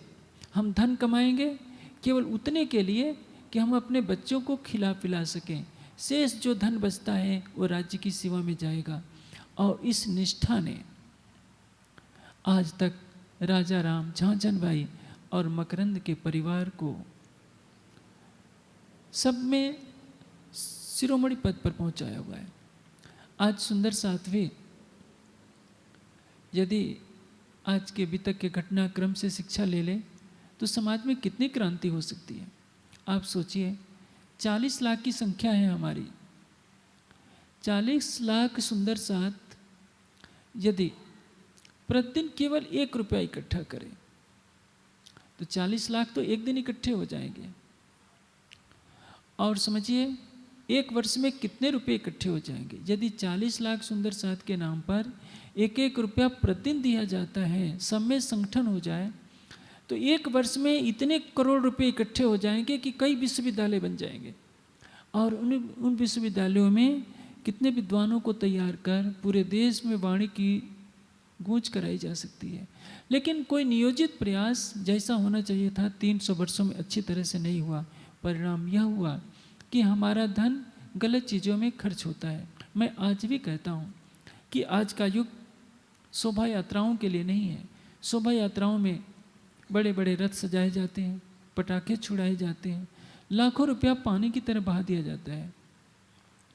कल्पना कीजिए, यदि एक शोभा यात्रा में 1 लाख रुपया लगता है तो 1 लाख रुपये में हम 10 रुपये की एक प्रति वाली 10,000 पुस्तकें छपवा सकते हैं, या 10,000 से ज़्यादा हम DVD तैयार करवा सकते हैं जो 10,000 परिवारों तक पहुंचाई जा सकती है। वो लाभ है कि तमाशे दिखाने में लाभ है। यदि आज भी हमारा समाज शिक्षा की तरफ ध्यान नहीं दिया तो क्या होगा? समाज में ज्ञान की महत्ता है। हमारे समाज की भी महिमा गोपाल मणि जी के कारण है, परमहंस महाराज श्री रामरतन दास जी के कारण है, फूलपुर भैया की गादी पर और जितने परमहंस हुए बाबा दयाराम के कारण है, सीताराम भैया के कारण है, या जितने परमहंस हुए मंगलदास जी के कारण है, जिन्होंने अपना तन मन धन राज्य के लिए सेवा में लगा दिया, जिन्होंने रात रात भर बैठ करके ध्यान किया, वाणी की गूंज को संसार में गुजाया, उसका महत्व है। बड़े बड़े सेठ जो आलीशान मंदिर बना देते हैं, एसी से सजावट कर देते हैं, हमें सुख सुविधा तो मिल जाएगी एसी के कमरों से। यदि हम सोने की ईंटों से मंदिर भी बना देंगे, लेकिन उससे ज्ञान का प्रकाश नहीं फैलेगा तो क्या होगा? जागृति के लिए आवश्यकता है, हमें धन का सदुपयोग सीखना होगा कि हम भविष्य में कलशों में जो धन खर्चा करते हैं, बड़े बड़े भंडारों में जो धन खर्च करते हैं, उसका सही उपयोग हो और सही समय पर उचित विद्वान तैयार किए जाएं, साहित्य का वितरण हो, सबके हृदय में ज्ञान की ज्योति जले, और तभी जागने का प्रकाश तेजी से फैल सकता है। राजा रामझांझन भाई ने ये पुनीत कार्य किया। इसके अतिरिक्त मृत्यु में काफ़ी सुंदर साध की आत्मा जागृत होती है। एक दिन श्री जी संध्या के समय टहलने जा रहे थे। मुल्ला ने बांग पर मीनार दी, ला इलाहा इल्लल्लाह मोहम्मद रसूल अल्लाह। श्री जी सोचने लगे, आखिर ये मुल्ला क्या कह रहा है? ला तो कहिया नाही को, इलाह तो है हक। ये तो अक्षरातीत की बात बड़ी बुजुर्ग। ये जो मुल्ला बोल रहा है कि ला इलाहा इल्लल्लाह मोहम्मद रसूल अल्लाह, इसका तात्पर्य यह तो हद बेहद से परे परम धाम अक्षरातीत की बातें कर रहा है। ला क्या है? फना, जो नष्ट हो जाता है। इलाह क्या है? अक्षर, जो कभी नष्ट नहीं होता है। और इल्लल्लाह अक्षरातीत। ये तो अक्षरातीत की बात बड़ी बुजुर्ग। जो हम अक्षरातीत कहते हैं, उसी का तो यह कथन कर रहा है कि मोहम्मद उसके रसूल हैं। हुक्म लेकर आया तब नाम धराया गैन, हुक्म बचाए पीछा फिरिया तब सोई ऐन कैन। जब अक्षर की आत्मा को मेराज होता है, अक्षर की आत्मा परम धाम पहुंचती है, तो देखा कि सब पर फरामोशी छाई हुई है। रासलीला खेल के आए ब्रारब श्याम, 63 वर्ष तहाँ रहे वायदा किया इस धाम। अक्षर की जो आत्मा ब्रजराज में थी, वही अक्षर की आत्मा अरब में आती है, मोहम्मद मुस्तफ़ा के तन में। और समय आता है जब जिब्रील अक्षर की सुरता को लेकर कालमाया से ऊपर चलता है। निराकार शून्य को पार करने के पश्चात अक्षर की आत्मा बेहद मंडल से होकर गुजरती है। सरस्वरूप तक जाकर जबराइल रुक जाता है और कहता है कि हुजूर, यहाँ मेरे पैर चलते हैं। अद्वैत की भूमिका में मैं प्रवेश नहीं कर सकता, स्वलीला अद्वैत परम धाम में। मोहम्मद कहते हैं कि मेरे हुक्म से चल। तो 2 कदम जाकर बैठ गया, कहता है कि हुजूर, अब इससे आगे मैं नहीं जा सकता। यमुना जी से आगे नहीं जा सका, कहने का तात्पर्य सत्स्वरूप से आगे नहीं जा सका, ये लाक्षणिक अर्थ है। अब इसका तख्त आता है, यानी अक्षर की आत्मा को राज्य ने अपना इश्क दिया। इश्क मिलेगा तो दीदार होगा, इश्क बिना न पाइए ये जो नूर तजल्ला हक।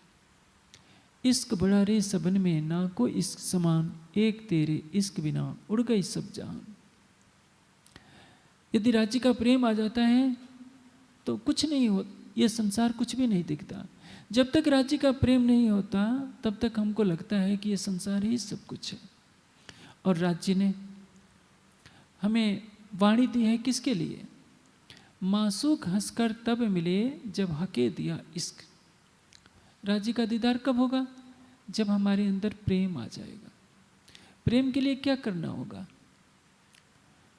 इश्क उपजे का प्रकरण है परिक्रमा के चौथे प्रकरण में। इनबिद साजे जागे बताएं देवरी जीवन, श्याम समाजे साजे जित बैठे चौक वतन। नख से सिख तक राज्य की शोभा को निहारना। होता क्या है, ध्याता में ध्येय के गुण आने लगते हैं। ध्याता कौन है? जो ध्यान करता है। ध्येय कौन है? जिसका ध्यान किया जाता है। यदि आप प्रतिदिन उठते बैठते रावण का ध्यान किया कीजिए तो क्या होगा? रावण के संस्कार आप में आने शुरू हो जाएंगे। हमारी संस्कार विधि में क्या सिखाया जाता है कि गर्भवती माताओं को अपने कक्ष में महापुरुषों का चित्र रखना चाहिए, क्योंकि माँ जो सोचती है उसके गर्भस्थ शिशु के अंदर भी वही विचार आते हैं। जो बच्चा छोटा होता है, भले 2 साल का हो चाहे क्यों ना हो, उसके आसपास का जैसा परिवेश होता है सबको उसका मन मस्तिष्क ग्रहण कर लेता है। हम आंखें बंद करके यदि सोचें कि संसार कुछ नहीं है, हमारा ये शरीर मिट्टी का पुतला है, हम ये नहीं हैं, हम तो परम धाम में राज्य के चरणों में बैठे हुए हैं। और हमारे राज्य कितने सुंदर हैं कि नाखून जैसे लगता है कि करोड़ों सूरज उसमें समा गए हों। राज्य के होठ कैसे हैं, दोनों गाल कैसे हैं, नासिका कैसी है, माथा कैसा है, घुघराले बाल कैसे हैं, गला कितना सुंदर है, हाथों की हथेलियाँ कैसी हैं, हथेलियों की लकीरें कैसी हैं, चरण कमल कैसे हैं। राज्य के एक एक अंग पर जब हमारी नज़र जाएगी, श्यामा जी की नज़र पर जाएगी, श्यामा जी की शोभा पर नज़र जाएगी, तो वो शोभा हमारे हृदय मंदिर में बसती जाएगी। एक दिन ऐसा होगा कि संसार आपके हृदय से निकल जाएगा। अभी तो जब आप ध्यान में बैठते हैं तो क्या होता है, आपके मन में संसार बसा रहता है। कोई ना कोई बात याद आती है, व्यवसाय की, नौकरी की, संगी संबंधियों की, क्योंकि आपने लाखों जन्मों से अपने चित्त में जो कचरा इकट्ठा कर रखा है वो तो निकलेगा ही। कपड़े में मैल कई दिन की पड़ी हो, जब उसमें साबुन लगाएंगे तो एक दिन तो साबुन लगाते समय आपके हाथ में भी मैल आएगी, लेकिन घबराइए नहीं। आपने कपड़े में जो साबुन लगा दिया है उससे मैल आपके हाथ में नहीं ठहरने वाली है। उसी तरह से जब आप चितवनी करते हैं तो चितवनी की प्रेम की अग्नि से पूर्व के सारे संस्कार बाहर निकलते हैं, तो आप घबरा जाते हैं कि ये तो मन ही भागता रहता है। मन तो भागेगा, मन पक्षी तबलग उड़े, विषय वासना माय, प्रेम बाज की चपट में जब लग आया ना। जैसे बाज पक्षी को मार देता है, उसी तरह से मन रूपी एक पक्षी है। कब तक संसार में भागता रहेगा? जब प्रेम रूपी बाज उसको मार नहीं देता। जब आपके अंदर प्रेम आ जाएगा तो 24 घंटे आपको केवल राज्य ही अच्छे लगेंगे, राज्य की शोभा आपके दिल में बसी रहेगी। जैसे आपने अपनी आंखें बंद की, राज्य की शोभा आपको झलकनी शुरू हो जाएगी। लेकिन जब तक प्रेम नहीं आता तब तक आपको प्रयास करना होगा। और प्रेम लाने के लिए क्या करना पड़ेगा? अपने मन को शांत बनाइए, हृदय को कोमल बनाइए, शुष्क नहीं, प्रेम से भरा, सात्विक बनाइए। यदि आप मिर्च खाते हैं, यदि आप लहसुन प्याज खाते हैं, तामसिक गरम मसाले खाते हैं, तो आपका मन चंचल रहेगा। आप राज्य का एक तरफ ध्यान करेंगे, फिर कोई ना कोई दूसरी बात आ जाएगी, आपका शरीर भी हिलता डुलता रहेगा। फिर आप चितवनी को ही दोष बना देंगे, दोष दे देंगे कि चितवनी करने से कोई फायदा नहीं है, कुछ अनुभव नहीं होता। अनुभव यदि करना है तो मन को इतना कोमल बनाइए कि कि जब राज्य का आप ध्यान करने बैठ जाएं तो संसार अपने आप हमारे हृदय से निकल जाएगा। कुछ दिनों के लिए मन भागेगा, इसको घबराना नहीं है। ये स्थिति वैसे ही है जैसे कपड़ा धोते समय हमारे हाथ में लगने वाले मैल की होती है। काली मैल को देखकर हम घबरा जाएं कि कपड़े से काली मैल निकल रही है, तो साबुन लगाया ही तो इसलिए गया है। जब तक साबुन नहीं लगाया गया था मैल दिखती तो थी, लेकिन निकलती हुई मैल नहीं दिखती थी। अब आप ध्यान की अग्नि से, प्रेम की अग्नि से उस जीव के जन्म जन्म की मैल को निकालने में लगे हैं, तो कुछ दिनों के लिए मन भागेगा, विचलित होने की आवश्यकता नहीं है। आपका यौवन किस काम में आएगा? शरीर की शक्ति किस काम आएगी? यदि आप खेत में फावड़े चला सकते हैं, ईंट ढो सकते हैं, सब कुछ कर सकते हैं, तो आधे घंटे 1 घंटे का स्थिर होकर के बैठ नहीं सकते? जिस बैठने मात्र से आपको परम धाम का दर्शन हो, युगल स्वरूप का दर्शन हो, तो क्या मुश्किल है? केवल इतना ही तो करना होता है सृष्टि में। सर्वशक्तिमान अक्षरातीत को पाने के लिए केवल आंखें बंद करके थोड़ी देर बैठना होता है। अपना हृदय उनको सौंप देना होता है। मेरे प्राणेश्वर, मेरा रोम रोम आपका है, मेरा हृदय आपका है, मेरे हृदय में सिंहासन बना करके विराजमान हो जाइए। इत आओ तो कहूँ बैठो बीच तखत, इंद्रावती जी की तरह आप पुकारिए कि मेरे प्राणेश्वर आपको आना ही पड़ेगा। आप सुना करते हैं, आओ जी वाला मारे घेर, आओ जी वाला। इसके भाव कितने ऊंचे हैं। आप भी पुकारिए, आओ जी वाला मारे घेर, आओ जी वाला, एक लड़ी परदेश मामूने मुखी नीका चल जा। आप मुझे माया के अंधकार वाली इस रात्रि में छोड़कर कहाँ चले गए हैं? मेरे धाम हृदय में आकर के विराजमान हो जाइए। कितनी पवित्र, कितनी ऊंची प्रार्थना है। आप राज्य से प्रेम पूर्वक कहिए तो कि मेरे धाम हृदय में आइए। उनके एक एक अंग की शोभा को देखिए, फिर देखिए उसको देखने में कितना आनंद आता है कि सारा संसार फीका लगेगा। यही है चितवनी का मार्ग। अब इश्क मिलता है मोहम्मद के रूह को, राज्य को मिलने के लिए, राज्य से मिलने के लिए उनकी आत्मा जाती है, 90,000 हरूफ बातें करती है और पुनः मोहम्मद मुस्तफ़ा के तन में वो सुरता लौट आती है। समय समय पर उनके तन से कुरान की आयतों का अवतरण होता है।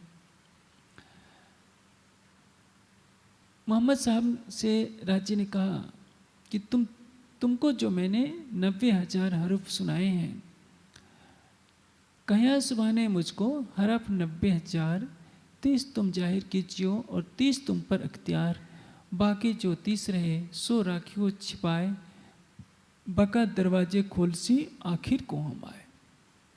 मैंने जो 30,000 हरफ जो मारिफत के कहे हैं वो तुम्हें नहीं कहना है। 30,000 जो शरीयत के कहे हैं वो तुमको कहना है, और शरीयत और तरीक़त के कुछ बातें कहना। कोई किसी को पात्र देखना तो तरीक़त के कह देना। 30 तुम पर अख्तियार, 30 तुम्हारे ऊपर है, किसी को कह सकते हो। मारिफत के 30,000 हरफ जो परम धाम से संबंधित है वो तुम्हें वर्णन करने का अधिकार नहीं, वो मैं स्वयं आकर के कहूँगा। अब मोहम्मद साहब के तन से जो कुरान उतरा 60,000 हरफ में होना चाहिए, लेकिन उसके भेद को किसी से कहा नहीं गया है। जितने हरफ मुक्तयात हैं सभी हकीकत के अंदर आते हैं। मारिफत के जो शब्द हैं, जो 30,000 हरफ हैं, वो मोहम्मद साहब के ज़बान पर चढ़े ही नहीं। अब महामती जी के धाम हृदय में अक्षरातीत विराजमान है, अक्षर की आत्मा भी विराजमान है, जबराइल जोश धनी का है वो भी विराजमान है, असराफिल भी विराजमान है, और आनंद अंग श्यामा जी भी विराजमान है। इत मोहम्मद को ले चले तब अहमद पाया खिताब, ईसा और मोहम्मद मिले मारे दज्जाल सिताब। इत मोहम्मद को मिल चलिया, एक सामान्य अर्थ लिया जाता है कि अक्षर की आत्मा मेड़ते में आई, जबकि वास्तविकता यह नहीं है। प्रकाश गुजराती के 37वें प्रकरण में एक चौपाई आती है, ए सहुमा इंद्रावती केवाणी सहुमा महामती। प्रकाश गुजराती का जब अवतरण हुआ था, समय था विक्रम संवत 1715। उसमें चौपाई में कहा गया है, ये सहुमा इंद्रावती केवाणी सहुमा महामती। इसमें जो इंद्रावती की आत्मा है वो महामत कहलाएगी। महामत किसको कहते हैं? ये पांचों मिल भई महामत वेद कतेबो पहुंची शरत। अब 3 चीजें हैं। इत मोहम्मद को मिल चलिया तब अहमद पाया खिताब। ईसा और मोहम्मद मिले मारे दज्जाल सिताब। अब यहाँ तक क्या चल रहा था? यहाँ लो इसे का इल्म क्या? यानी सतगुरु धनिष देवचंद जी का तारतम ज्ञान चल रहा था।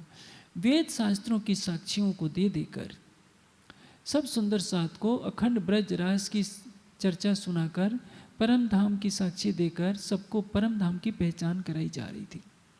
2 विचारधाराएं हैं, सामी विचारधारा और हामी विचारधारा। वेद पक्ष और कतेब पक्ष। कतेब पक्ष में कुरान और बाइबल इत्यादि आते हैं। तौरेत, इंजील, जंबूर, कुरान 4 किताबें आती हैं। और वेद पक्ष में चारों वेद आते हैं। यानी हिंदू धर्म के ग्रंथों से सदगुरु धनिष देवचंद जी चर्चा करते रहते हैं। वाणी में कहा है, मोहम्मद आया इसे बिने तब अहमद हुआ श्याम। अहमद मिल्या मेहदी मिने ये तीनों मिल भय इमाम। मोहम्मद आया इसे मिने का अर्थ क्या होता है? बाह्य अर्थ लेंगे कि सतगुरु धनिष देवचंद जी के तन में मोहम्मद आ गए, यानी अक्षर की आत्मा आ गई। प्रसंग ये नहीं है, ये अलंकारिक अर्थ है। जैसे भागवत को क्या कहते हैं? न मानो ते जय सुख जी ने पूछो जे बैठा छे माही भागवत, यानी सुखदेव जी भागवत में बैठे हैं। इसी तरह से हम तारतम वाणी को श्री जी का वांग्मय कलेवर मानते हैं। मोहम्मद आया इसे बिने तब अहमद हुआ श्याम। ईसा रूह अल्लाह का दूसरा जामा है जो श्री महाराज ने धारण कर रखा है। श्यामा जी का दूसरा तन श्री महाराज का है। उसमें मोहम्मद आया, तात्पर्य क्या है? अब मेड़ते से कतेब पक्ष की चर्चा शुरू हो जाती है। श्री जी के तन में कौन बैठा है? स्वयं राज जी। खुलासा में एक चौपाई आती है, पढ़िया नहीं फारसी ना कुछ हरफ अरब, सुन्या न कान कुरान को और खोलत मायने सब। महामती जी कहते हैं, न मैंने फारसी पढ़ी न किसी से अरबी पढ़ी, मैंने किसी से कुरान का एक अक्षर भी नहीं सुना, लेकिन कुरान के सारे भेद मेरे पास हैं। आशय क्या है? कुरान को कहने वाले राज्य उस तन में है, सुनने वाली अक्षर की आत्मा उस तन में है।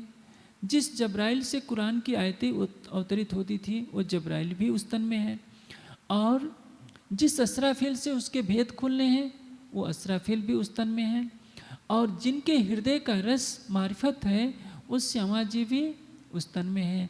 जब 5 शक्तियाँ उस तन में विराजमान है तो उनको दुनिया का कौन सा मौलवी मुल्ला है जो कुरान पढ़ाने जाएगा? इसलिए जैसे बांग सुनी, मिराज के जीव ने विचार किया, ये मौलवी क्या, ये मुल्ला बांग दे रहा है तो कह क्या रहा है? ये तो ला इलाहा इल्लल्लाह की बात कर रहा है, अक्षरातीत की बात कर रहा है। अब क्यों ना हम कतेब पक्ष की चर्चा को लेकर उस औरंगजेब को सत्य मार्ग दिखाएं जो शरीयत के नाम पर सारे देश में आतंक फैलाए हुए, क्योंकि उस समय देश में औरंगजेब का राज्य था और औरंगजेब का एक ही मकसद था, सारे देश को दारुल इस्लाम बनाना, यानी इस्लाम के झंडे के नीचे लाना, सबको कलमा पढ़ाना ही उसका एक लक्ष्य था। उसी का नहीं, जो भी कट्टर पंथी लोग होते हैं वो यही चाहते हैं कि संसार में कोई दूसरे पंथ का अनुयायी ना रह जाए। साहेब आए इंजमी करने कारतीन सो सबका झगड़ा मेट के या दुनिया यादी, मेटन लड़ाई बंधन की दूजे जादे पैगंबर, धनी आए वेद कतेब छुड़ावने, ये 3 बातें चित्त में धर। राज्य किस लिए आए हैं? सो सबका झगड़ा मेट के या दुनिया या दीन का झगड़ा, दुनिया का झगड़ा, सबको मिटाने के लिए तारतम वाणी का प्रकाश देकर वेद और कतेब के नाम पर जो झगड़ा हो रहा है, मुस्लिम को मुस्लिम कि हिंदुओं की तरह ये समझे सब अपने मिने जब आए इमाम आखिर। इमाम किसको कहते हैं? नेतृत्व करने वाला। ब्रह्म सृष्टियों का जो नेतृत्व करेगा वही आखिरुल इमाम मोहम्मद महदी साहिबुल जमा होगा। 3 सूरतें हैं, मोहम्मद, अहमद और मेहदी। इसको दूसरे रूप में क्या कहते हैं? बसरी, मलकी और हकी। बसरी सूरत में अक्षर की आत्मा है, मलकी सूरत में श्यामा जी की आत्मा है, देवचंद जी की। हकी सूरत में महामत इंद्रावती जी की आत्मा है। तीनों सूरतों को बसरी, मलकी, हकी कहते हैं या अलिफ लाम मीम कहते हैं, या दूसरे शब्दों में सतचित और आनंद कहते हैं। अलिफ कहया मोहम्मद को, रूह अल्लाह ईसा लाम, मीम मेहदी पाक से ये तीनों एक कहे अल्लाह कलाम।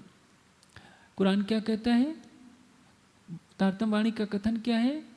अलिफ लाम मीम यानी सच्चित आनंद या बसरी, मलकी, हकी या मोहम्मद, अहमद, मेहदी।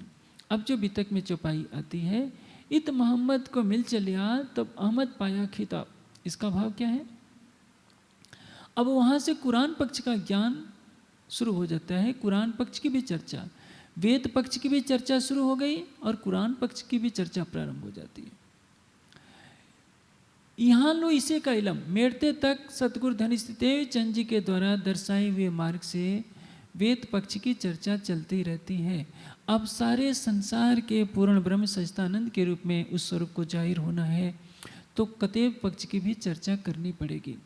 सूर्य उगता है, हिंदू उसको सूर्य कहता है, मुस्लिम उसको आफताब कहता है, क्रिश्चियन उसको सन कहता है। आशय तो सबका एक ही है। उसी तरह से जो परमात्मा होगा वो सबका होगा। जैसे सूर्य सबका है क्योंकि सारी पृथ्वी को उसे प्रकाशित करना है, वो किसी भाषा का नहीं बता है, किसी वर्ग विशेष का नहीं बता है। प्राणराज्य सबके हैं, इसलिए सबके ग्रंथों से सबके सत्य की पहचान कराएंगे। परम धाम की आत्माएं किसी भी पंथ में है, किसी भी समाज में है, उनको जागरूक करना है। इसलिए अब यहाँ से प्रारंभ हो जाता है वेद के साथ साथ कतेब पक्ष की भी चर्चा। इसको कहते हैं इत मोहम्मद को मिल चलिया तब अहमद पाया खिताब। यानी जब कतेब पक्ष की भी चर्चा प्रारंभ हो गई तो उस तन को अहमद की शोभा मिल गई। यानी मोहम्मद पहले हुआ, मोहम्मद हुआ मेहदी, अहमद कहलाया सही, खिताब दिया जब खस्मे भेली इमाम भाई। धाम धनी ने ये शोभा दी है। मोहम्मद हुआ मेहदी जो अव्वल का मोहम्मद था। मोहम्मद का वास्तविक अर्थ क्या होता है? जिसकी अनंत महिमा हो। बसरी सूरत को दूज का चांद कहा जाता है, मलकी सूरत को पूर्णमासी का चांद कहा जाता है, और हकी सूरत को जिसको नूर मोहम्मद कहते हैं उसको क्या कहते हैं? दोपहर का सूरज कहते हैं। मोहम्मद हुआ मेहदी, अहमद कहलाया सही, खिताब दिया जब खस्मे भेली इमाम भाई। यानी अव्वल का मोहम्मद ही आखिर का मोहम्मद कहलाया और मध्य में वही मलकी मोहम्मद कहलाया। ये जो शोभा है 3 स्वरूपों की, पहले में अक्षर की आत्मा के साथ राज्य का जोश लीला करता है, दूसरे में श्यामा जी की आत्मा के साथ राज्य का आवेश लीला करता है, और तीसरे में महामती इंद्रावती की आत्मा के साथ राज्य का आवेश हकी सूरत के रूप में लीला करता है। तीनों सूरतों की अनंत महिमा है। इसलिए कतेब परंपरा में तीनों के नाम के साथ मोहम्मद शब्द का इस्तेमाल होता है। आतंकवादी क्या सोचते हैं? मोहम्मद हमारे हैं और मोहम्मद के नाम पर जो कलमा है गोली मारकर वो कलमा पढ़ाना चाहते हैं। जहाँ आतंकवादी जहाँ किसी दूसरे पंथ वालों को घेर लेते हैं, कहते हैं कि कलमा सुनाओ, बेचारे जिसको कलमा नहीं होता उसको गोलियों से भून डालते हैं। ये कैसा धर्म है? उन्होंने तो मोहम्मद के नाम को ही कलंकित कर दिया। मोहम्मद का अर्थ उनको मालूम नहीं, जो महिमा से परे है वो मोहम्मद है। तो मोहम्मद क्या अरब के मुसलमानों के लिए है या पाकिस्तान के मुसलमानों के लिए? जिसको रब्बिल अलमीन कहा जाता है, मोहम्मद ने कहा कि अल्लाह क्या है? रब्बिल अलमीन है, सारे ब्रह्मांड का है। जब वो सारे ब्रह्मांड का है तो उसके नाम पर खून खराबा क्यों करते हो? उनके नाम पर निर्दोष बच्चों और स्त्रियों को क्यों मारते हो? बेगुनाह लोगों की गर्दनें क्यों काटते हो? ये जब से कुरान उतरा है तब से लेकर आज तक कुरान के उल्टे अर्थ करके इन लोगों ने संसार में रक्त की नदी बहाई है। इनको ये पता ही नहीं कि मोहम्मद का वास्तविक आशय क्या होता है। अब यहाँ से श्री प्राणनाथ जी के स्वरूप से कते पक्ष की चर्चा होती है। इसको कहते हैं ईसा और मोहम्मद मिले मारे दज्जाल सिताब। ईसा यानी सतगुरु धनीश देव चंद जी का तारतम ज्ञान और मोहम्मद साहब का कलमा, तीनों दोनों मिल जाते हैं तो मारे दज्जाल सिताब, यानी चाहे हिंदू के अंदर अज्ञानता हो या मुसलमान के अंदर अज्ञानता हो, दोनों को नष्ट किया जा सकता है। तारतम वाणी में दोनों का ज्ञान निहित है। यह सारे संसार के अज्ञानता को नष्ट करने के लिए हमें एक छोटा संप्रदाय नहीं बनाना चाहिए था, हमें तो सबके ऊपर होना चाहिए था। हमारे समाज में यदि बड़े बड़े विद्वान पैदा हुए होते जो वेद और कतेब दोनों की व्याख्या कर सकते थे तो संसार में आज शांति की सरिता बह रही होती, सारे संसार में शांति का साम्राज्य होता। लेकिन हमने अकर्मण्यता से ये सुनहला अवसर तो खो दिया। अब तो आतंकवाद का ज्वालामुखी धधक रहा है, न जाने कितने प्राणी उसमें मारे जाएंगे, न जाने कब विश्व युद्ध छिड़ जाए, कुछ भी नहीं कहा जा सकता। हमसे ये भूल हुई कि हम समय रहते नहीं चेते और उचित पुरुषार्थ नहीं किए, अन्यथा धाम धनी जय जो ये तारतम वाणी का प्रकाश दिया है, हम सुनंद खुलासा मारिफत कर और क़यामत नमा से संसार के सारे मुसलमानों को, क्रिश्चियनों को समझाने की सामर्थ्य रखते थे। रास प्रकाश खटुती कलश किरंतन से हम सारे हिंदू समाज को समझा सकते थे। बीतक के लिखित में होने का यही कारण था कि हम अतीत के गौरव को समझें कि परमधाम की ब्रह्मवाणी के अवतरित होने का क्या आशय है। हम इस ब्रह्मवाणी को लेकर सारे संसार में मूल स्वरूप अक्षरातीत की पहचान करा सकते थे। अभी आप देखेंगे किस तरह से हरिद्वार में प्राणनाथ जी जाएंगे, सारे आचार्य उनके चरणों में नतमस्तक होते हैं, उनके प्रश्नों का कोई उत्तर दे नहीं पाता। लेकिन आज तो हम एक शंकराचार्य से हमें बात करना हो, किसी मंडलेश्वर से बात करनी हो तो हमको भय लगता है, क्योंकि हमारे पास तारतम वाणी का ज्ञान तो है कुछ, लेकिन उसका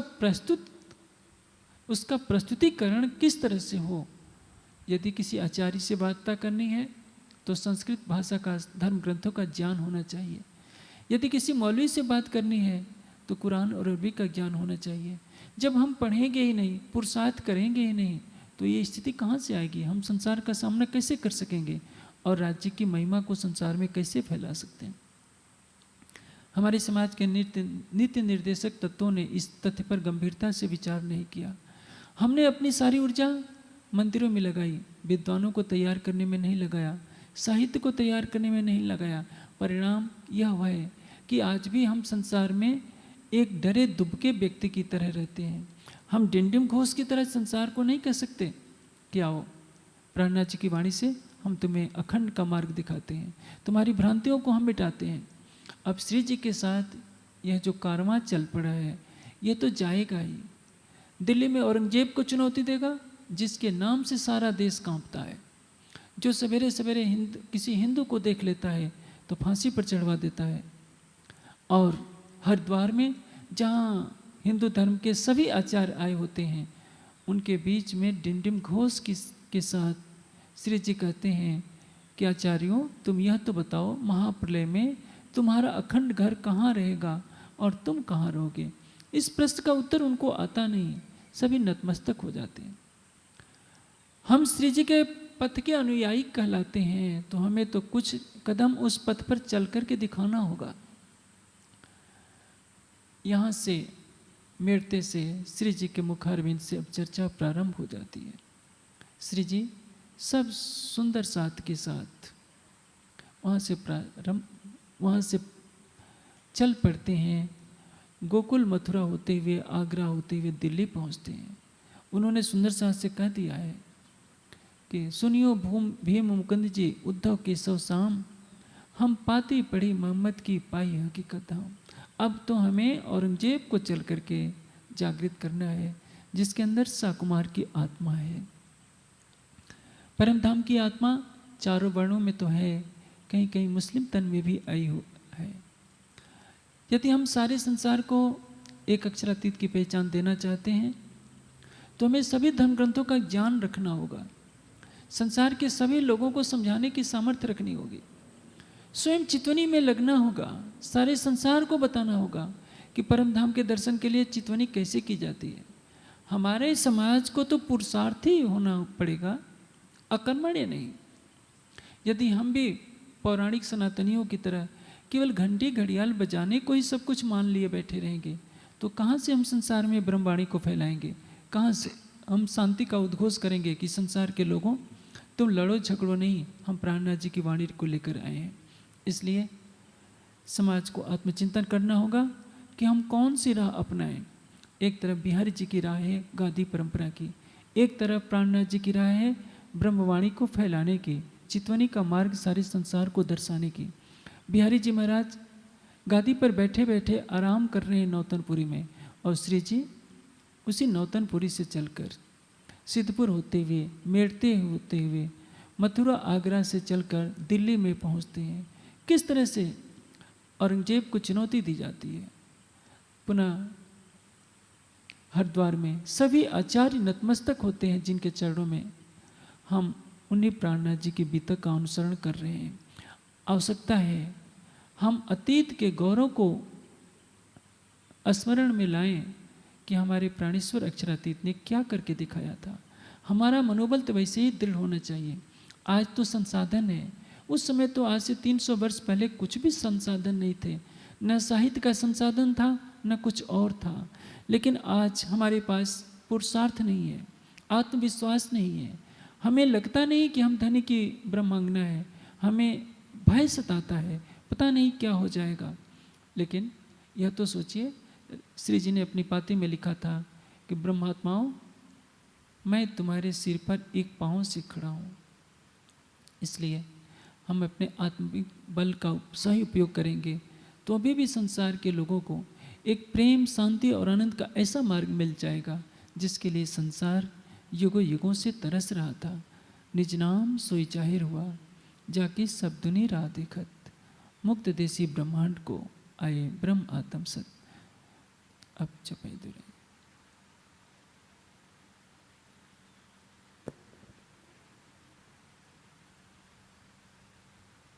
श्री महामति कहे ऐसाथ जी, यहाँ लो इसे का इलम,